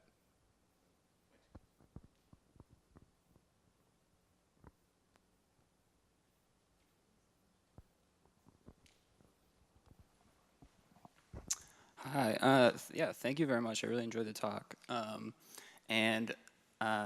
Sorry to ask a question that's not exactly about the talk. I hope it's not seen as rude or disingenuous, but I'm wondering about the topic change. If I could just ask about the switch in the papers that you did. Yeah, just about like, I mean, because I know you were going to talk about black marks. Oh, sorry. What I was going to say is that I had a sense that what came before was really going to be so definitive that I didn't really want to. I wanted to learn from it and actually share what is at the kind of core of my own research right now, and so that's part of it. But I cut you off. Oh, I was going to say, I mean, it seems to me kind of like Black Marxism was a topic. I know that's what you're going to talk about. That was kind of hovering around the discussion without ever quite getting in today. I know in Professor Scott's talk, he kind of critically referred to Marxism at one point, but then elsewhere you, when talking about dependency theory, you talked about this idea of the dependence, right, that, you know, like Europe has on Africa, right? And that's kind of an idea that's bound up very much with people like Walter Rodney and Marxist historians. And then what you said after that was that what something like the New World slave trade demands is moral and material reparations. And it seems to me that, you know, Black Marxism offers the kind of vision for material reparations. And I was just wondering, you know, how you see those two things interacting, if that's at all what your talk was going to touch on.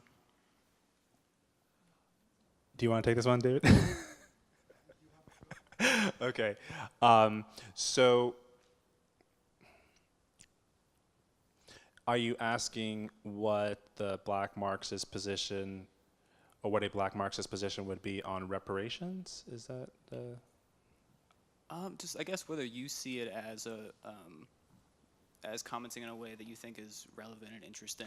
And yeah, I mean, reparations are relevant. Yes. Okay. Yeah. No, so this is where kind of this is a sort of a weird. There was in the break we kind of had a reconvening of the Parliament of Bodies, right? And so there was a larger discourse around kind of getting to the place where, you know. When you say the word reparations, people leave the room, right? So the kind of conceptual aphasia around the concept that exists both in the art world, in politics, in journalism, and it's related to things that, again, I don't want to repeat, that were said very eloquently by Francoise, amongst others, earlier on. So, so yes, absolutely, I think we have to, you know, but maybe the relation between the reparations debate and the kind of intergenerational study that I'm looking for now is perhaps more internal in relation to Black communities and communities affiliated with Black communities of affinity with Black culture, and there the question of reparation is different. It's more, I don't mean to say it's more like a psychic reparation, although that is part of it, but the psychic is really the embodied, right? And so by turning to theories of incorporation and the transmission of memory, we can start to think about how reparation writ large is connected to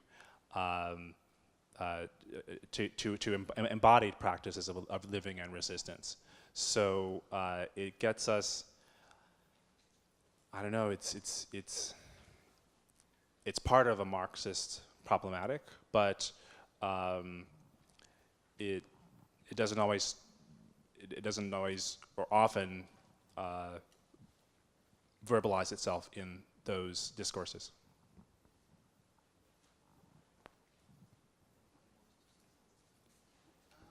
Oh. Don't feel obliged to. Don't feel obliged. Well, the question wasn't directed at me, so I like to say something to that, which is that even though I think that the participants of today's parliament are much more eloquent than myself in Black Marxism, but I have the impression that both in Pelagies, I mean, in all the talks that we've been hearing today, Francoise as well, the issue of the possibility of a radical feminist, queer, trans, black discourse, there is something that was not yet quite set fully within black masses, right? Which cannot just be resolved either by the notion of forced labor or the figure of the worker or the figure of the black subject. That is something that is extending both things, right?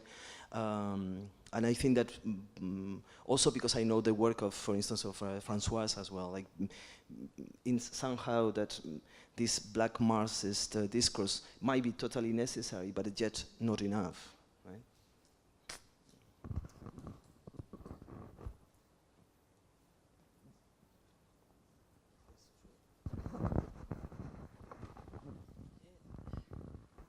I think it's like a kind of taboo to speaking about how the body was exploited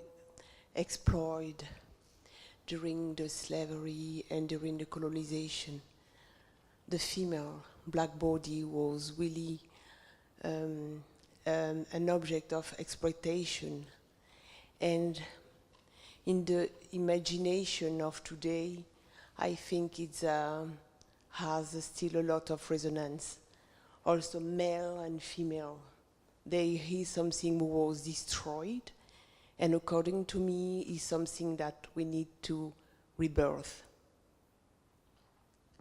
Even the children, even the perversion. It was something was really crucial. The destruction of the notion of the body.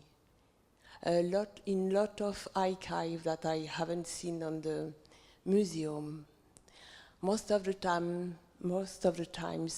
the female bodies has their legs really opened, like a motorway.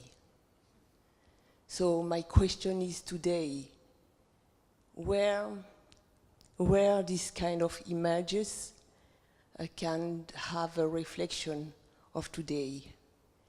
And if the notion of capitalism bring also the notion of we are maybe still on the object situation, is a question.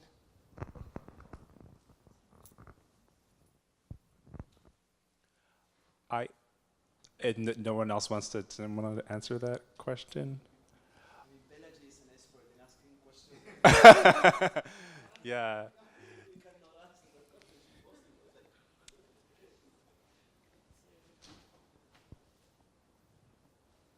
I can't answer the question, but I think that for part of at least the way I approach it is by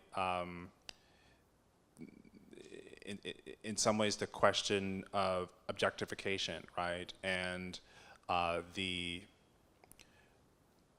reduplication of trauma in the sort of presentation of it. You know, I think that part of the reticence that you may hear in my talk, and I'm not the only one, but by far, right, is a sense that the not just the sort of sexual exploitation of black bodies, but the exploitation of black death, right, as it circulates in the media sphere, is actually it goes all the way back to the abolitionist strategy, right, of sort of producing sympathy through displaying black trauma, and it has a kind of boomerang effect. And so to try to begin to look for the practices that are already there, you know, I think it's a mistake to not understand the ways in which black cultures in the New World that are not identical to each other, right? But there are these survival strategies, and there also are alternative modes of remembering, right, and of kind of creating your own creating your own ancestors. That was central to for instance, the Sojourner Project. And these are people who were not expecting to live very, very long, right? And yet we're still engaged in this process, both of looking for ancestors, but also anticipating, in some sense, they have to be like their own future status as ancestors, right? And so the ancestor, in some way, to dislodge it from a kind of family genealogy, right? The concept of the griot was mentioned earlier, right? And there's sort of a sense that what we do is sort of produce family lineages, right? To sort of do a kind of counter, a kind of deviation from the script of the family ancestor to a sort of different kind of ancestor, right? Chosen and unchosen ancestors. That would be one means for thinking through how to piece together these histories outside of objectification.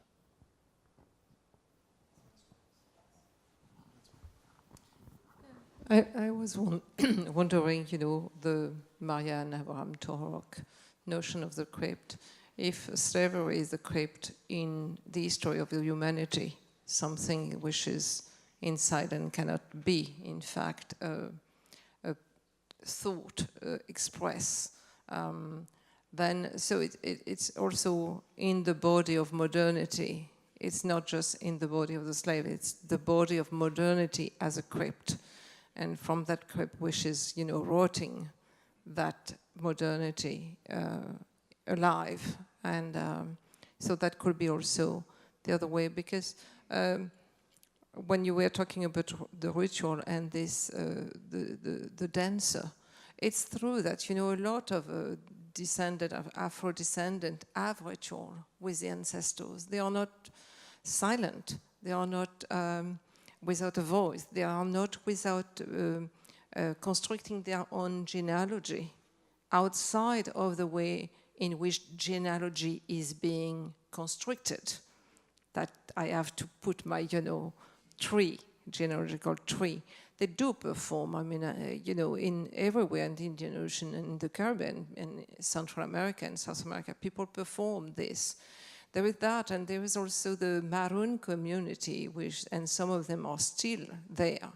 And so there is also, so we should not build a crypt for the Afro-descendants in the world. They are really, and more voices are in South America and Asia also now.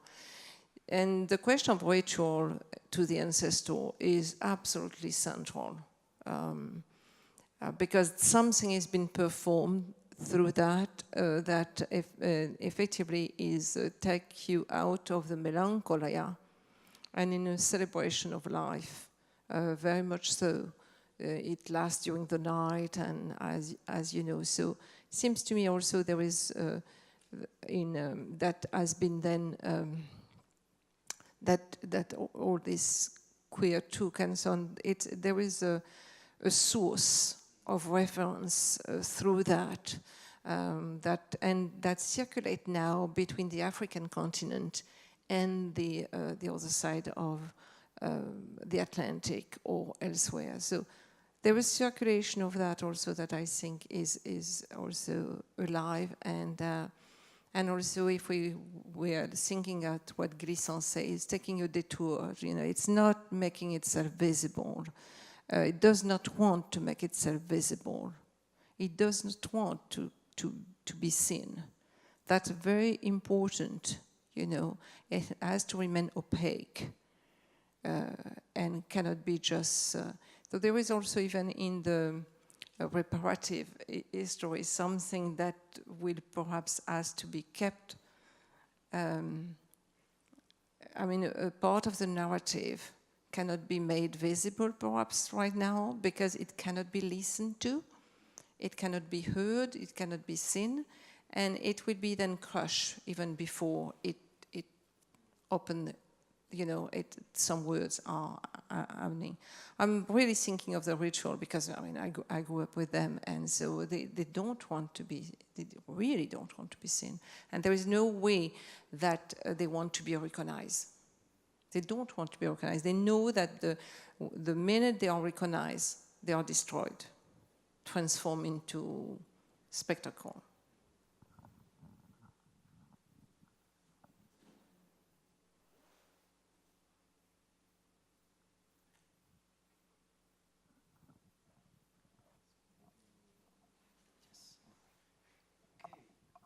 Well, maybe since it's already 10:15, it is time for us to close this Parliament of Bodies for today. Speaking with my colleagues, we came to the conclusion that we cannot show Colin's Diane film tomorrow, because basically tomorrow is Sunday. The people that could be here technically to show the film will not be able to come. But we will do it next week, and we will let you know by the internet and the webpage of the Documenta 14, the public program. And maybe just a note on, since you were speaking about the ritual, just an invitation for you to come back to see Colin's Diane film, because really sees reading the Code Noir as a ritual itself, as a kind of a evil ritual.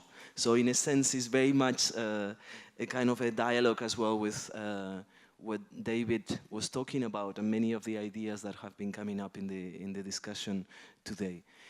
So we will let you know by the internet when the film will be shown, and otherwise we will meet again Monday at 8 o'clock for a Parliament of Bodies with Annie Sprinkle and Beth Stevens that are here as well. So until then, thank you everyone, and especially thank you the participants of today. Thank you.